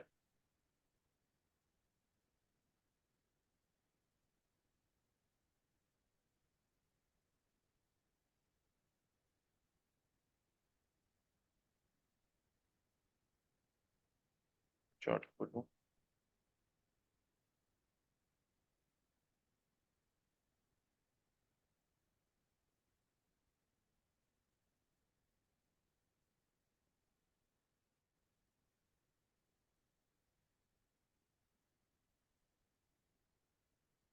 नजर आ रहा है सर डॉक्टर साहब मेरा चार्ट? जी जी आप। अच्छा, स्पेल का ये भी वीकली चार्ट है। स्पेल ने भी अपना डाउन ट्रेंड तोड़ा है। इसको आपने बाय अबव यानी 47.50 से ऊपर बाय करना है आपने इसको। 47.50 से भी ऊपर आएगा तो आपने इसको खरीदना है, अगर आप स्पेल में ट्रेड करते हैं। स्टॉप लॉस आपका अगेन क्लोजिंग बेसिस पर होगा 43.50 का, 40 जो इधर मेंशन भी हुआ है क्लोजिंग बेसिस पे, इससे नीचे का आपका स्टॉप लॉस होगा। एंड जो टारगेट लेके आप चलेंगे इसमें 54 रुपीज से लेके 56.50 का आप टारगेट लेके चलेंगे। एंड ये आपका स्पेल का चार्ट होगा। तो बाइंग भी आपसे बता दी, आपको शेयर कर दी। तीन चार्ट्स हमने डिस्कस किए हैं, गुल अहमद का, पीपीएल का एंड स्पेल का, जिसमें आपको बाइंग लेवल पता चल गया है, उसका स्टॉप लॉस पता चल गया है, एंड टारगेट प्राइसेस पता चल गए हैं। ये एक स्विंग की तरह आप लेके चलेंगे, अपने रिस्क मैनेजमेंट को आप खुद मैनेज करेंगे, risk to reward ratio manage करेंगे, किस तरह आपने एंट्री प्लान करनी है। और ये वीकली चार्ट्स है। डॉक्टर साहब, स्टॉक एफआई के टॉपिक्स मैंने कहा जरा शेयर कर लूं जो वर्किंग हमने की थी। एंड मैं जरा आपके न्यूज पर आ दो, न्यूज भी बड़ी जबरदस्त आई है, फिर हम आपके टॉपिक्स पर आएंगे ताकि व्यूअर्स को दोनों साइड जो है वो मिल जाए काम करने के लिए भी। अच्छा, आपने ये बात की थी अभी जब आप ऑयल एंड गैस एक्सप्लोरेशन की भी बात कर रहे थे, आप सर्कुलर डेट की बात कर रहे थे। सर्कुलर डेट जो है वो तो जो एसओई के लॉसेस हैं वो सर्कुलर डेट से ज्यादा बढ़ गए हैं। जितना हमारा सर्कुलर डेट खड़ा हुआ है उससे ज्यादा स्टेट ओन्ड एंटरप्राइजेस के लॉसेस आ गए हैं 5.8 ट्रिलियन के समथिंग। ये क्या चक्कर है? प्राइवेटाइजेशन कब होगी, क्या होगा? स्टेट वुड किस तरह इस तरह लॉसेस में ऑपरेट करता रहेगा? किस तरह देखना है अब इस पर्टिकुलर मैंने आपको यही तो सेगमेंट को? बताया कि जो आप जितने मर्जी नगमे और तुम गए दोनों गा लें, तो आपकी इकॉनमी तो बता रही है ना कि वो स्ट्रैंगुलेटेड फॉर्म में। क्योंकि ये जैसे आपने मेंशन भी किया था कि बैंक के साथ सर्कुलर डेट का मामला हो गया कि वो फिर पेमेंट्स होंगी, और ये सब हम सुनते तो आ रहे हैं, ये सर्कुलर तो डेट में बहुत वैसा छोटा है सा कि इशू है, सर्कुलर डेट जो है छोटा वो इशू है। बहुत छोटा छोटा। इशू है बनिस्बत के जो अच्छा। स्टेट ओन्ड एंटरप्राइजेस के जो हम्म। लॉसेस है, जो स्टील मिल का जो लॉस है, जो पीआईए का जो लॉस है, जो रेलवे का जो लॉस है, और जो पोस्ट ऑफिस का लॉस है, जो रेडियो पाकिस्तान का लॉस है, जो यूटिलिटी कॉर्पोरेशन ऑफ पाकिस्तान का जो लॉस है, वो आप गिनते जाएं, ये 50 या 100 जो कारोबार जो हुकूमत करती है, और वो जो भी कारोबार हुकूमत करती है उसमें लॉस ही लॉस है, क्योंकि उसमें करप्शन बहुत होती है और वो खा पी जाते हैं सारे, और उसमें तो कोई फिर पीछे जो खा पी के जो चले जाते हैं और रिटायर होके घर चले जाते हैं, उनको भी कोई नहीं पूछता। और जो नए आने वाले होते हैं वो कहते हैं जी पिछला उन्हें किया, हम क्या करें। तो मसला ये तो इसी तरह चलता जा रहा है, जब तक कारोबार करना हुकूमत का काम ही नहीं है, जब तक हुकूमत इसे जान नहीं छुड़ाएगी आपका सिलसिला नहीं हो सकता। और मसला ये है कि वो लॉस किसके, ये बिल्ली के गले में घंटी कौन बांधेगा। मतलब वो जो देखे पीआईए को ये प्राइवेटाइज करने की कोशिश कर रहे हैं, लॉस अपने जिम्मे ही लेना पड़ रहा है जो कि अवाम ने उतार रहे हैं। जिसको भी आप देंगे उसको नहला धुला के देंगे कि ये लो भी, ये लो जहाज पकड़ो और मौज करो, और जीरो जीरो पे पकड़ो, आगे कमाओ या खाओ, वो तुम्हारी अपनी जिम्मेदारी है। यानी कि उसको जीरो पे पकड़ा देंगे, प्रॉफिट पे भी नहीं पकड़ाएंगे आप। तो ये जीरो पे लेने वाले कितने लोग आते हैं ये हम पता नहीं है, तो अब टाइम बताएगा, देखें। अच्छा डॉक्टर साहब, स्टेट ओन्ड का आपने मेंशन किया, प्राइवेटाइजेशन का मेंशन किया आपने, फर्टिलाइजर सेक्टर को भी 3 मंथ्स पे भी हमें दिखाया, 1 मंथ पे भी दिखाया, ये सेक्टर में बाइंग थी, राइट। अभी जो मैं खबर पढ़ रहा था, एक और फर्टिलाइजर से रिलेटेड खबर आई थी जिसमें ये मेंशन किया गया था कि जो नए टैक्सेस हैं पेस्टिसाइड्स पे या बाकी चीज़ों पे, वो नहीं लगेंगे नए फिस्कल ईयर में। ठीक है, that I think it was fertiliser पे और पेस्टिसाइड्स पे नए टैक्सेस नहीं लग रहे। कितना बेनिफिशियल है ये फर्टिलाइजर सेक्टर के लिए। एंड जो मशीनरी पे भी आ रहा था कि टैक्स रिड्यूस किया जाएगा एग्रीकल्चर को बूस्ट करने के लिए।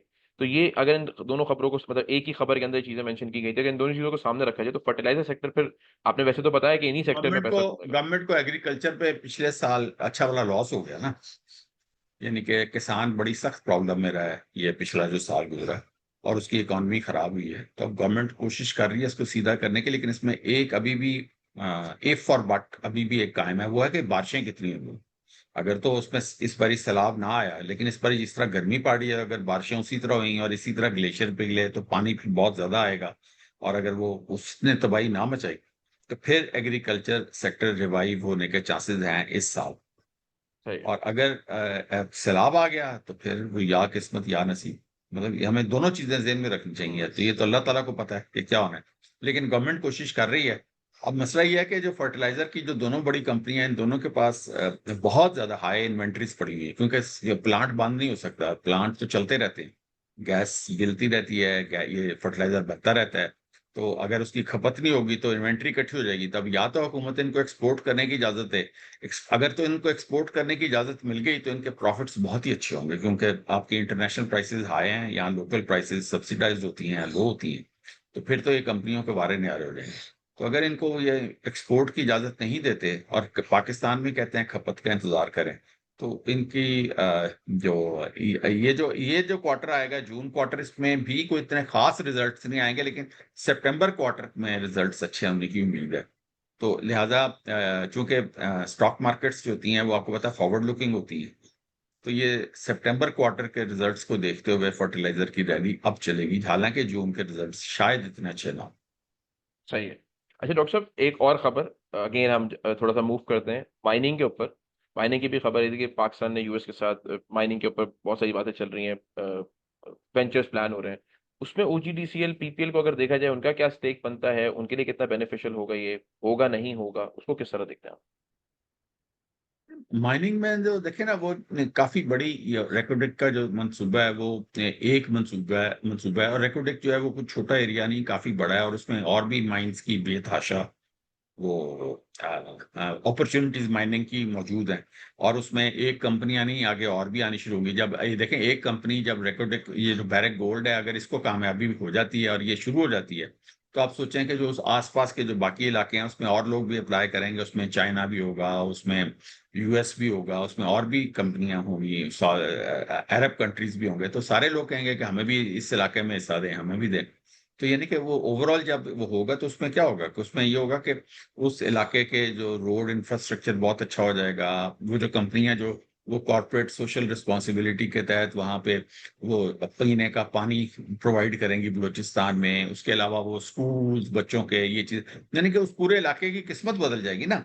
वहां पे मॉडर्नाइजेशन हो जाएगी, वहां पे अच्छी बिल्डिंग्स बननी शुरू हो जाएंगी, वहां पे अच्छे एयरपोर्ट्स बनने शुरू हो जाएंगे। तो ये सारा कुछ, और वहां पे रेल का मंसूबा बनेगा पूरा तरीके से, तो पूरा इंफ्रास्ट्रक्चर डेवलप। यानी कि बलूचिस्तान जो कि पसमानदा एक जगह है, सूबा है, वो शायद आने वाले वक्तों में पाकिस्तान का बेहतरीन सूबा हो और बेहतरीन उसका इंफ्रास्ट्रक्चर हो। ठीक है। इसी तरह ये जो फाटा पाटा है, इसके अंदर भी माइनिंग अगर शुरू हो जाती है तो इसमें मतलब है कि आपके चांसेस बहुत अच्छे हैं। और इसके अंदर भी इसी तरह यानी कि उस जगह की किस्मत बदल जाएगी। और प्लस पाकिस्तान में फॉरेन एक्सचेंज रिजर्व्स आएंगे, उसमें आपका डॉलर आना शुरू हो जाएंगे। तो मतलब है कि ये फॉरेन कंपनीज जो कि अरसा दराज से फॉरेन डायरेक्ट इन्वेस्टमेंट रुकी हुई थी, ये उसके चांसेस बन रहे हैं आहिस्ता आहिस्ता, इसके अंदर पाकिस्तान में डॉलर्स आना शुरू हो जाएंगे। तो डॉक्टर साहब आपने बोला पाकिस्तान में डॉलर आने शुरू हो जाएंगे, लेकिन अगर मैं फॉरेन इन्वेस्टर की बात करूं तो फॉरेन इन्वेस्टर सेलिंग की साइड पर क्यों है इस वक्त स्टॉक मार्केट में हमारी? उसका क्या रीजन देखते हैं आप? फौरी तौर पे तो देखें, इस वक्त तो कोई पाकिस्तान में कोई हीरे जवाहरात की बारिश तो नहीं हो। ये जो मैं माइनिंग की बात कर रहा हूँ, ये तो 4-5 साल मंसूबा है। सही है। तो वो जब दोबारा शुरू होगा तो वो दोबारा आ जाएंगे। ये तब लोग आएंगे। तो देखें, ये लोग तो जिधर उनको प्रॉफिट्स नजर आ रहे होते हैं ना, ये उधर को चल रहे होते हैं। मार्केट ने अपनी ये वाली रैली जो है 100% वाली, 200% वाली, वो एंजॉय कर ली है। हर साल तो ऐसी रैली नहीं आएगी। तो फॉरेनर्स ने जितने मजे लेने से वो ले लिए हैं, वो लेके अब वो किसी और ऐसी जगह पे जाएंगे जहां पे उनको ज्यादा प्रॉफिट नजर आ रहा ज्यादा प्रॉफिट होगा।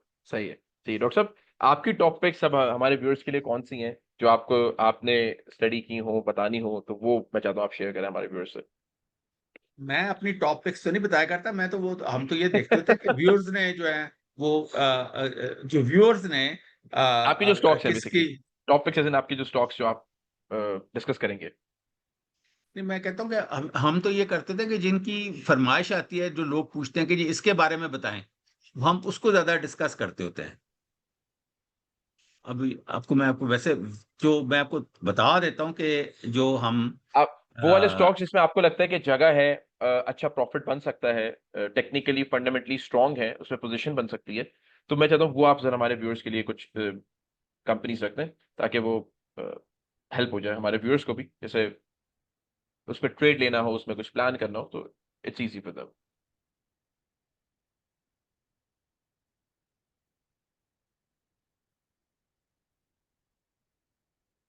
ये एक मैंने आपको बहुत, ये हमारे ग्रुप ने एक बहुत ही इंपॉर्टेंट वेबसाइट बनाई है जो कि मैंने पब्लिक को दिखानी थी। कि ये हमने जो ब्रेकआउट्स का एक हमने लिस्ट तैयार की है इसमें। इसको हमने psxbreakouts.com इसकी वेबसाइट का नाम है। इसके अंदर हमने 3 चीजें बताई हैं। एक तो ये कि ब्रेकआउट, ब्रेकआउट से मुराद ये है कि एक डेली ब्रेकआउट किस किसने किया है, यानी कि आपको मैं इसके साथ मैं समझाता हूं इधर से। ये देखें, ये जो ये जो पीली लाइन है ना, ये दो, ये डेली कैंडल के इर्द गिर्द बनती हैं। यानी कि ये अब आज बन गई हैं, तो कल जो मंडे को जो कैंडल होगी ना, इसके दौरान पता चलेगा कि उसने ब्रेकआउट देना होगा तो इससे ऊपर निकल जाएगी, ब्रेक डाउन देना होगा तो इससे नीचे आ जाएगी। तो हम उसे कहेंगे कि डेली ब्रेकआउट किसने किया। इसके बाद इसी तरह आप देखें,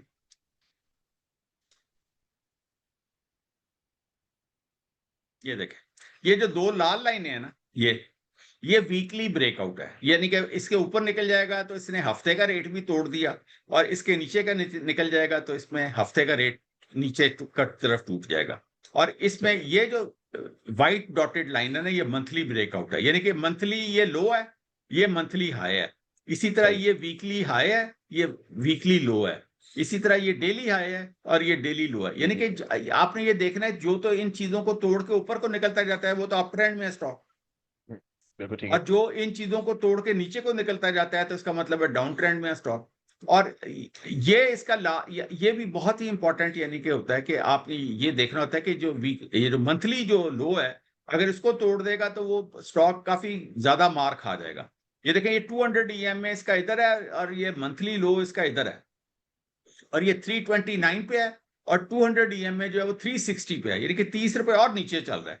तो हमने देखना होता है कि भाई ये स्टॉक कौन सा कहाँ पे रुकेगा। तो उसके नतीजे में हमने ये एक वेबसाइट बनाई है अपनी, जिसको हमने ब्रेकआउट्स का नाम दिया है। और ब्रेकआउट में आपने ये देखे, हमने ये पिछला ये बताया है कि कल ये हुआ है कि 170 कंपनियों ने ब्रेक अप किया है डेली में, सही है, बिल्कुल ठीक है, 47 कंपनीज ने ब्रेक डाउन किया है, और वीकली के अंदर 152 कंपनीज ने ब्रेक अप किया है, बिल्कुल ठीक है, और 29 कंपनीज ने ब्रेक डाउन किया।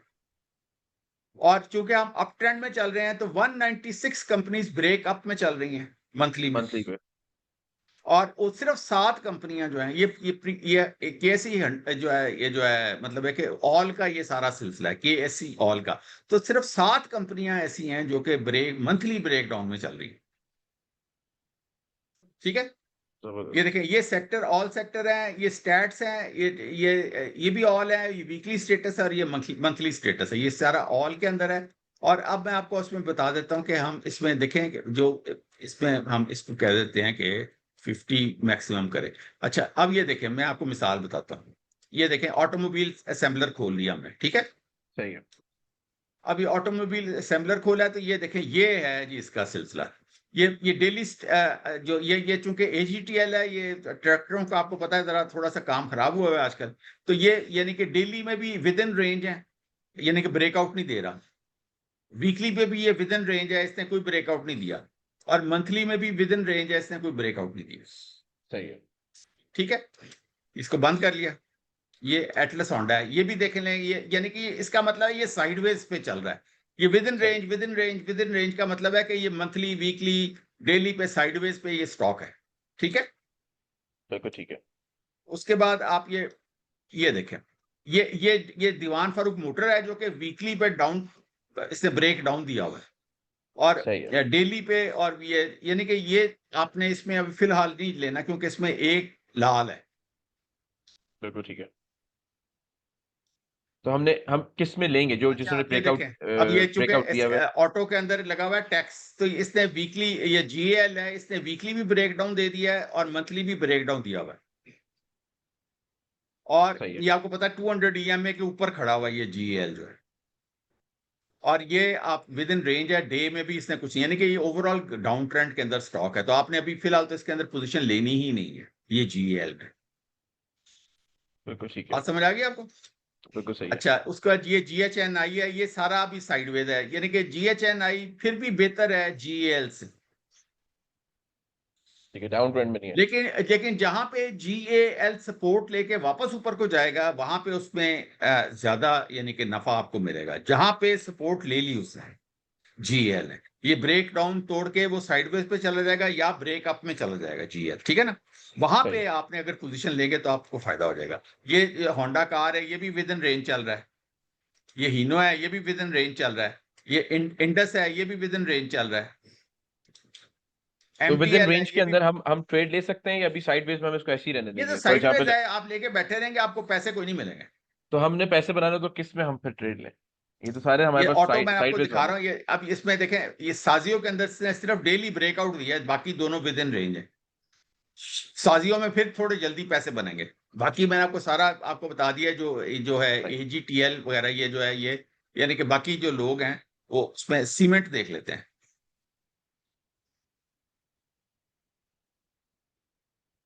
ये डीजीकेसी देखें, ये इसमें 2 ब्रेकआउट्स हैं, यानी कि इसमें ज्यादा स्पीड से पैसा बन रहा है डीजीकेसी में।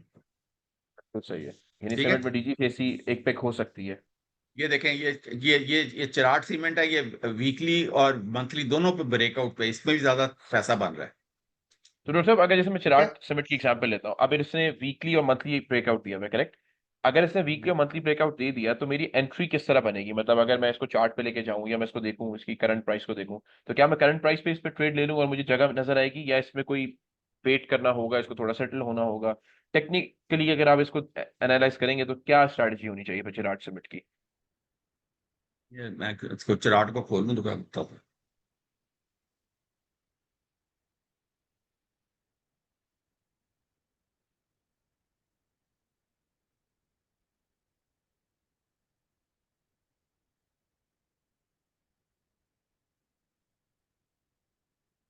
जो चिराट है ना, वो आपने बाय करना है 296 से ऊपर, यानी कि सही आपने 298 की बाइंग रेट लगा देनी है।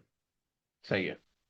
अगर आप इसके दौरान कर लेंगे तो हो सकता है आप इधर ही फंसे रहें काफी दिन। सही है। तो जैसे ही वो 298 पे जाएगा रेट, तो आप वो बाय कर लेंगे। इसको लिमिट ऑर्डर कहते हैं ना। बाय स्टॉप भी तो होता है, लिमिट पे यानी लिमिट वही लगा बाय स्टॉप या सकते। लिमिट, ये जो भी लिमिट मतलब मैं समझ, बिल्कुल ब्रोकरेज बिल्कुल जुबान में इसको, मतलब इसको लिमिट ही कहते हैं। उसमें बाय बिल्कुल स्टॉप, बिल्कुल बाय सेल, इस तरह का बिल्कुल होता है, बिल्कुल। ठीक है ना। यानी कि आपने मार्केट स्पॉट रेट नहीं लगाना मार्केट का, या करंट मार्केट रेट नहीं लगाना। तो करंट आपने राइट नहीं इसको लगाना। इधर इधर 298 पे लगा लिया, और इसका जो टारगेट है वो 318 पे बनेगा। यानी कि वहां पे आपने जाके इसको अपना प्रॉफिट बुक करना है। और अगर इसके ऊपर यानी कि ब्रेकआउट हो गया, तो फिर दोबारा हम एंट्री ले लेंगे। बिल्कुल सही है। ये यानी कि बिल्कुल ये सही। तरीका होता है कि आपने देखें इसमें। अब जो मैंने आपको बताया था कि इसने दो इसके ब्रेकआउट्स थे, तो लिहाजा ये इसका देखें, ये मंथली है, ये जो व्हाइट डॉटेड लाइन है, सही है।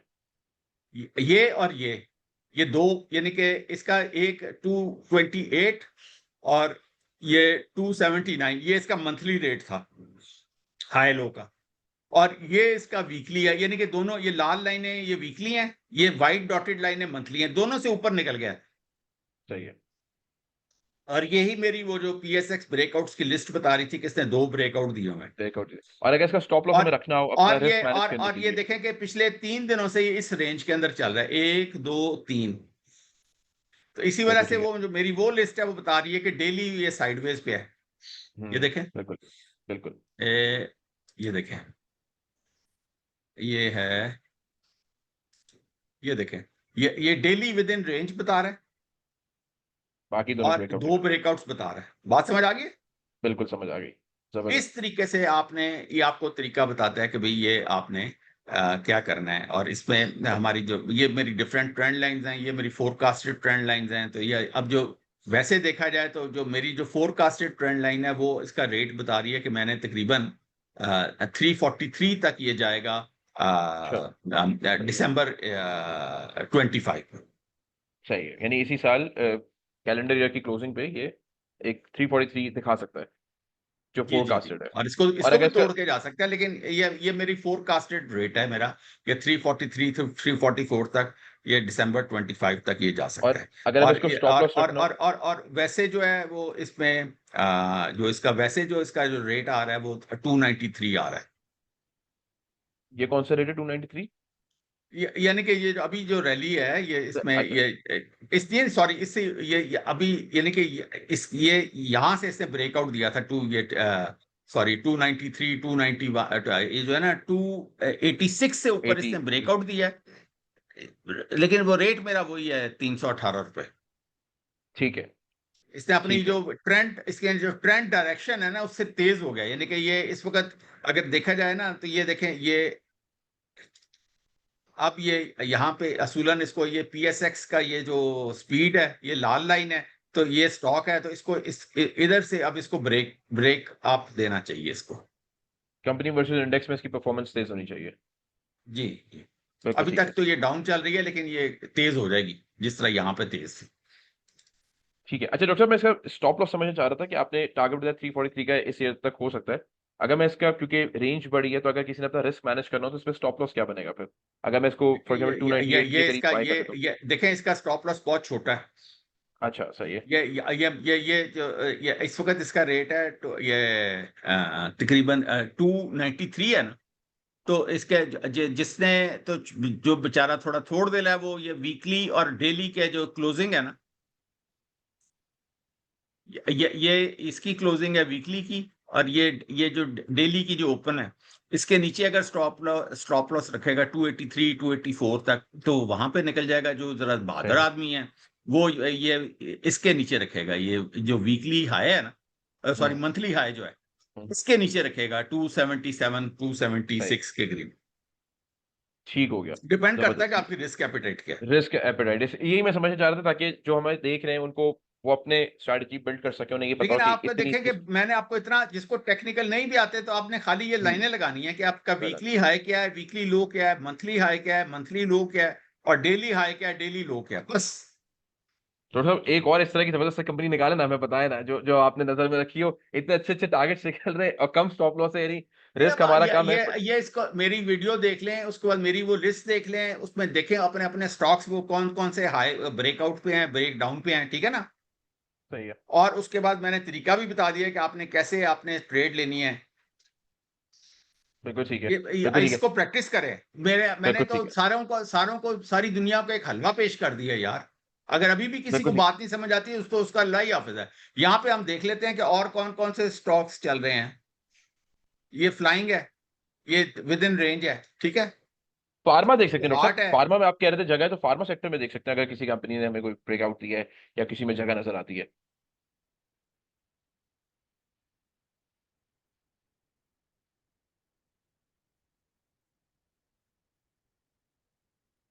एबट जा रही है नीचे। ये एबट ये भी विद इन रेंज है। वीकली पे भी और मंथली पे भी और डेली पे ब्रेकआउट दे रही है, यानी कि इसने अब हिलना जुलना शुरू कर दिया एबट ने। सही है। एजीपी विद इन रेंज है। BF bio with in range है। सीपीएचएल विद इन रेंज है। फिरोज दो जगह पे ब्रेकआउट दिया हुआ है इसने, मंथली भी और डेली भी, और वीक पे विद इन रेंज है। लेकिन इसमें यानी कि आप अपना स्टॉप लॉस लेके तो आप और यानी कि इसमें पोजीशन लेके तो आप इसमें कमा सकते हैं फिरोज के अंदर। ग्लेक्सो दो जगह पे ब्रेकआउट दिया, ये देखें ये हिलना जुलना शुरू कर दिया। मैंने आपको बताया है कि फार्मा में जगह बन रही है इस जून क्लोजिंग में। ये देखें एबट ने भी हिलना जुलना शुरू कर दिया है, ग्लेक्सो ने भी हिलना जुलना शुरू कर दिया है। उसके बाद फिर आपने फिरोज में भी हिलना जुलना शुरू कर दिया है। ये देखें हेलियन ने भी ब्रेकआउट दिया हुआ है। डेली पे ब्रेकआउट। डॉक्टर साहब आपकी फार्मास्यूटिकल सेक्टर में टॉप पे कौन सी होगी जो जो आपको पसंद है, जिसमें आप काम करना पसंद करते हो?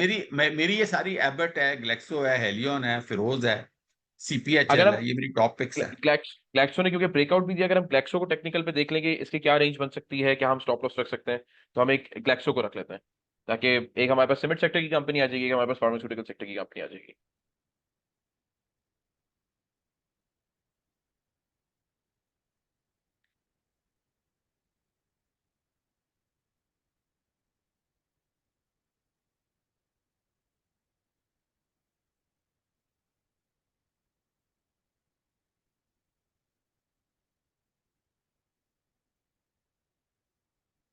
ये इसका मंथली लो है ये, और ये इसका मंथली हाई है।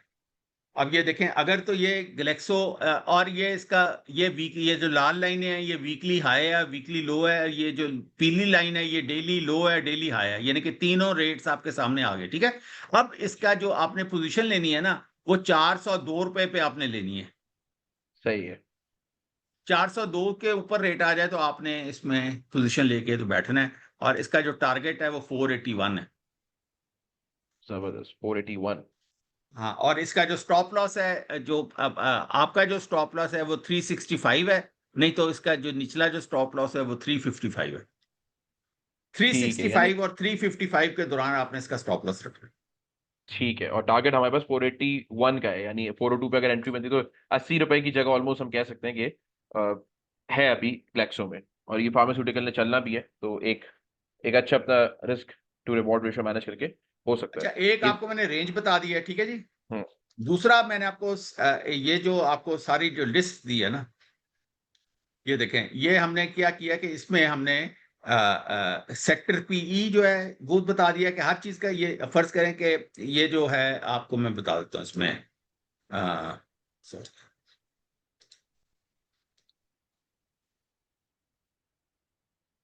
फिर हम दोबारा आ जाते हैं इसमें फार्मास्यूटिकल्स के अंदर। इसका जो सेक्टर पीई है ना वो 21 है, देखें।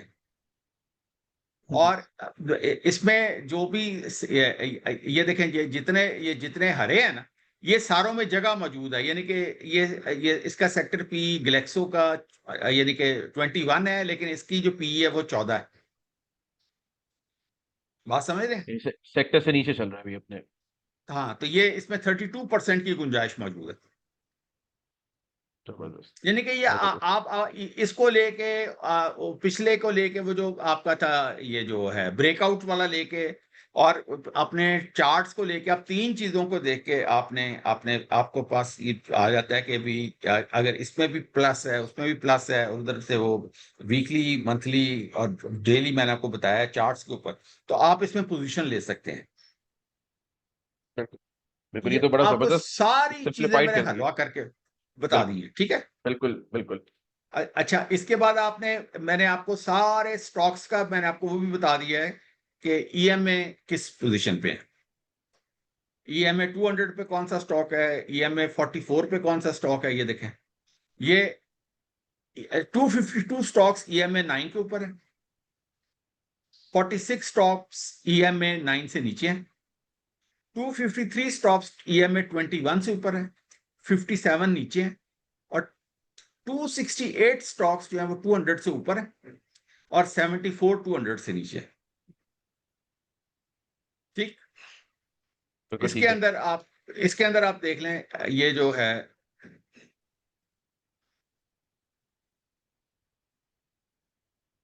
आप अपने जो भी आपने स्टॉक है, फर्ज करें GHNI हम देख रहे हैं, ये लें, ये जो GHNI है ये ईएमए 9 से ऊपर है, ईएमए 21 के ऊपर है,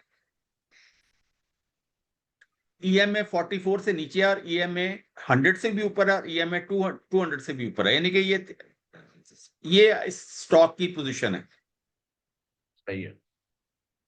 ये आपने कोई भी अपना स्टॉक देखना है इसमें से ढूंढ के तो आप कर सकते हैं, यानी कि ये आपको मैंने इतनी जबरदस्त, मेरे हिसाब से ये PSX की सबसे ज्यादा काबिल अमल और बेस्ट वेबसाइट है मेरे हिसाब से, जो कि हमारे जो ग्रुप मेंबर हैं वो उन्होंने, फारूक भाई हैं, उन्होंने इस पे बहुत मेहनत की है, और ये रोज शाम को 6 बजे अपडेट होती है।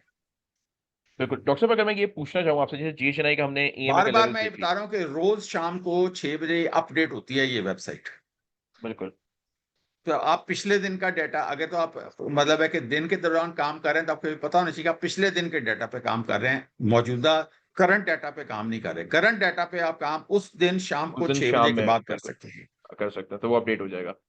डॉक्टर साहब, जैसे अब जैसे आपने GHNI की एग्जांपल ली, अब अगर इसमें हमने हमारे सामने आ गया ईएमए 9 से ऊपर है, 100 और 200 से भी ऊपर है, और 44 से नीचे है, तो अब इसमें स्ट्रैटेजी क्या होगी? अगर जैसे किसी बंदे ने सर्च किया, उसने ईएमए देखा कि यार ये इसके लेवल्स हैं, तो अब इसमें हमारी एंट्री बनेगी या हमारी पोजीशन किस तरह बनेगी? थोड़ा सा उसको एक्सप्लेन कर देंगे तो आई थिंक और आसान हो जाएगा। ऑल दो आपने बहुत आसान कर दिया, बट मैं चाहता हूँ कि जो जो जुड़े हुए शो से उनके लिए इतना आसान और हो जाए, बिल्कुल कोई प्रॉब्लम ना हो। और अगर प्रॉब्लम है तो वो कमेंट्स कर सकते हो, तो हम इंशाल्लाह उस नेक्स्ट शो में उसको रिजॉल्व भी करेंगे और डिस्कस भी करेंगे।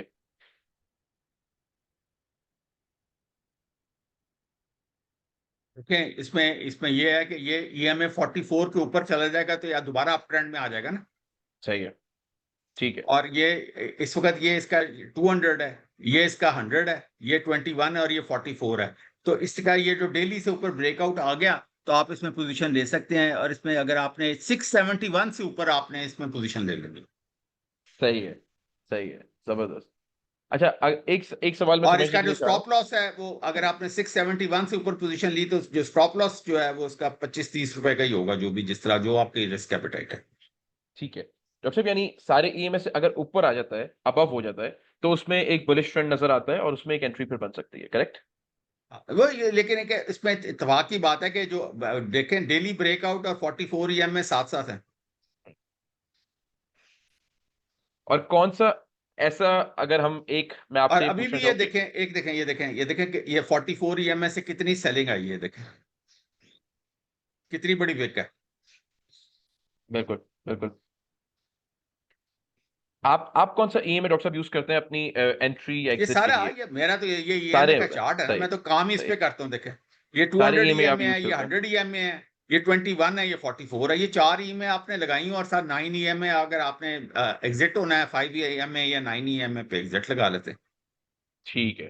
ठीक है, और अगर उससे अबव हो तो फिर एक ट्रेंड में आप आप एंटर हो बैठे रहते सकते हैं, हैं। आप ट्रेंड राइट करते रहते हैं। बिल्कुल सही है, जबरदस्त हो गया डॉक्टर साहब। बल्कि मैं एक चीज शेयर करना चाहूंगा अपने पार्टिसिपेंट्स के साथ, स्क्रीन पे मैं चाहता हूँ कि मैं दिखाऊं, ताकि उनको ये जो जितनी भी चीजें आपने समझाई हैं उसकी वो वैल्यू समझ आ सके। मैं जरा अपनी स्क्रीन शेयर करता हूँ। जी।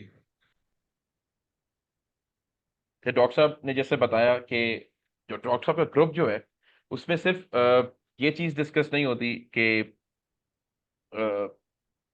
सिर्फ सिग्नल्स या चार्ट्स, बट उसमें इस पूरी जो आपको अभी वेबसाइट दिखाई गई है इतनी ज्यादा स्टडी ये होती है मेरे कि एक स्टूडेंट्स ने बनाई है ना। ये एग्जैक्टली देखें, वही ये वही मैं इतनी बड़ी वेबसाइट, मैं ये कह रहा हूं कि ये पाकिस्तान की बेस्ट वेबसाइट ऑन पीएसएक्स है। मेरे से कोई भी शर्त लगा ले, बिल्कुल मैं वही बताना चाहता हूँ मैं सुनने वालों को। इस चैलेंज को कबूल करने को तैयार हूं कि पाकिस्तान में कोई भी इस तरह की वेबसाइट बना के दिखा दे मुझे, या बनी हो पहले उस तरह की दिखा दे चले, इस तरह की कंसाइज। एक है कि आपको इजी, चीजें ढूंढनी पड़ती हैं और आप उधर जाएं, उस हेडिंग में जाएं, उसमें जाएं। मैंने 3-4 बेहतरीन चीजें एक टेबल में आपके सामने पेश कर दी हैं। फिल्टर करना है आपने सिर्फ। अब अगर वो भी कोई ना कर सके तो उसमें तो फिर अब कुछ नहीं कर सकते हम। बट और सिर्फ ये नहीं है, जैसे डॉक्टर साहब के ग्रुप में डॉक्टर साहब अपने एनालिसिस पहले देते हैं इंडेक्स के, कंपनीज के, और वो ओपन ग्रुप है, उस पर डिस्कशन कर सकते हैं आप, अपने टेक्निकल चार्ट्स डाल सकते हैं, सवाल जवाब कर सकते हैं। हमारे मेंटोर्स होते हैं, हमारे वॉलंटियर्स होते हैं, वो भी अपने चार्ट्स डाल रहे होते हैं, आपको असिस्ट कर रहे होते हैं, यानी आप सवाल जवाब पूछ सकते हैं। तो एक बड़ा हेल्थी डिस्कशन होता है।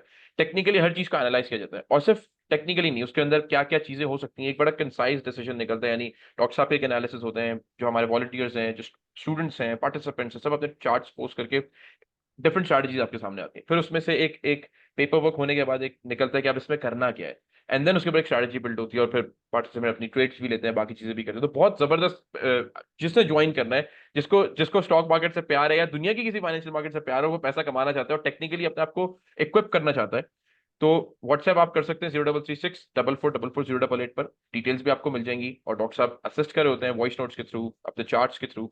एंड देन इन्हीं स्टूडेंट्स ने जो डॉक्टर साहब के ग्रुप में है, एक ऐसी वेबसाइट माशाल्लाह बिल्ड कर दी है जिसमें आपको होल एंड होल आपको सिर्फ फिल्टर लगाना और आपको सब चीजें समझ आ जाएंगी। तो सोचो टेक्निकली कितनी चीजें एनालाइज हो रही होती है, तो हमने बना के पब्लिक की है ताकि लोग सीख सकें, समझ सकें, लेकिन ये पूरी ग्रुप में कितनी ज्यादा कम्युनिटी है। एनालिसिस होता है। मैंने आपको बिल्कुल, ये बताया ना कि पूरी पूरी कम्युनिटी है। कम्युनिटी है। अब देखें, मैंने अपने ही मेंबरों के लिए, कोई पिंडी से आ रहा है, कोई मुल्तान से आ रहा है, कोई भावलपुर से आ रहा है, ठीक है ना, तो उनको खाना दिया हुआ रात को, अभी 7:30 बजे बिल्कुल। इंशाल्लाह ताला उनसे मुलाकात होगी, ठीक है। तो वो मतलब है कि आपको वो गुमनाम या कोई वो क्या कहते हैं, वो फेरिए नहीं है कि जो आए गायब हुए, पैसे लिए और गायब हो गए।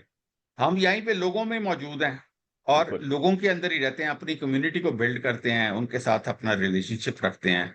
और वो सारे कुछ ना कुछ सीखते हैं। तो कोई पिंडी से आ रहा है, कोई भावलपुर से आ रहा है बिल्कुल। ना, मतलब है कि नहीं, तो इतना इतना सफर करके कौन आता है यार। और बड़ा हेल्दी, बहुत सारी चीजें क्या होती हैं कि आप शायद अगर आप इंडिविजुअल हैं तो आप खुद शायद कोई चीज एनालाइज कर लें, लेकिन जब आप एक ग्रुप में, एक कम्युनिटी में वर्किंग करते हैं, तो होता क्या है उससे, हो सकता है कोई चीज मैं स्पॉट ना कर सकूं और आप लोग स्पॉट कर लें, हो सकता है मैं कोई चीज स्पॉट ना कर सकूं, मेरी टीम या डॉक्टर साहब स्पॉट करें, तो उससे क्या होता है कि आपकी लर्निंग बहुत इवॉल्व हो जाती है। यानी जैसे डाइवर्जेंस है, हो सकता है आपकी आंख से निकल जाए, मिस हो जाए, किसी और टाइम फ्रेम पे आप देख रहे हो, तो उसमें जब एक टीम वर्किंग करती है तो वो हर कोई अलग दिमाग से सोच रहा होता है, पूरी वर्किंग सामने आती है, एक बड़ा प्यारा पेपर वर्क रेडी होता है, और उसी से आपको बहुत असिस्टेंस मिलती है। तो टेक्निकली अगर आपने स्टॉक मार्केट्स में काम करना हो, फाइनेंशियल मार्केट में काम करना हो, तो उस पर क्या प्रैक्टिकल एप्लीकेशन है, क्या क्या चीजें किस किस तरह चलती हैं, इंडिकेटर्स का क्या रोल है, स्ट्रैटेजीज का क्या रोल है, पैनिक नहीं करना होता, डिसिप्लिन किस तरह बनाना होता है, सब चीज डॉक्टर साहब के ग्रुप में मिलती है। एंड जब आप कोर्स ज्वाइन करते हैं, तो कोर्स के साथ आपको डॉक्टर साहब का, या हमारे पास फिर हमारा जो स्पेल का चार्ट खुल गया, कोर्स के साथ जो है वो आपको डॉक्टर साहब का 6 मंथ्स के लिए ग्रुप जो है वो फ्री हो जाता है। तो आप लोग डिटेल्स के लिए इस नंबर पे व्हाट्सएप कर सकते हैं कोर्स के लिए, और आपको फर्दर डिटेल्स भी मिल जाएंगी 0336 244 4446 पे। डॉक्टर साहब बहुत शुक्रिया। आप, आई नो आपका आज इवेंट भी है, अपनी कम्युनिटी के साथ मीटअप प्लान हुआ हुआ है, डिनर है, तो बहुत शुक्रिया टाइम निकालने के लिए, बैठने के लिए, कंपनीज डिस्कस करने के लिए, और ये बताने के लिए कि हुन मामला ठीक है, हुन मामला पुलिस है। तो बहुत बहुत शुक्रिया। Thank you so much doctor साहब, अपना बहुत सारा ख्याल रखिएगा। जितने भी लोगों ने सुना, अपने कमेंट जरूर दीजिएगा, अपनी राय से हमें बताइएगा आपको शो किस तरह का लगा, क्या इंप्रूवमेंट हम कर सकते हैं। आपके जो सवाल हो टेक्निकली फंडामेंटली डॉक्टर साहब के लिए, वो आप कमेंट्स में रखिएगा, प्यार मोहब्बत से हमारे से सवाल करिएगा, हम आपके सवाल भी लेंगे, आपको असिस्टेंस भी करेंगे। आप ही के लिए शो है इंशाल्लाह, इसको नेक्स्ट सैटरडे मोहम्मद सुफियान इंशाल्लाह होस्ट करेंगे। तब तक के लिए मुझे और डॉक्टर साहब को इजाजत दीजिए। अल्लाह हाफिज।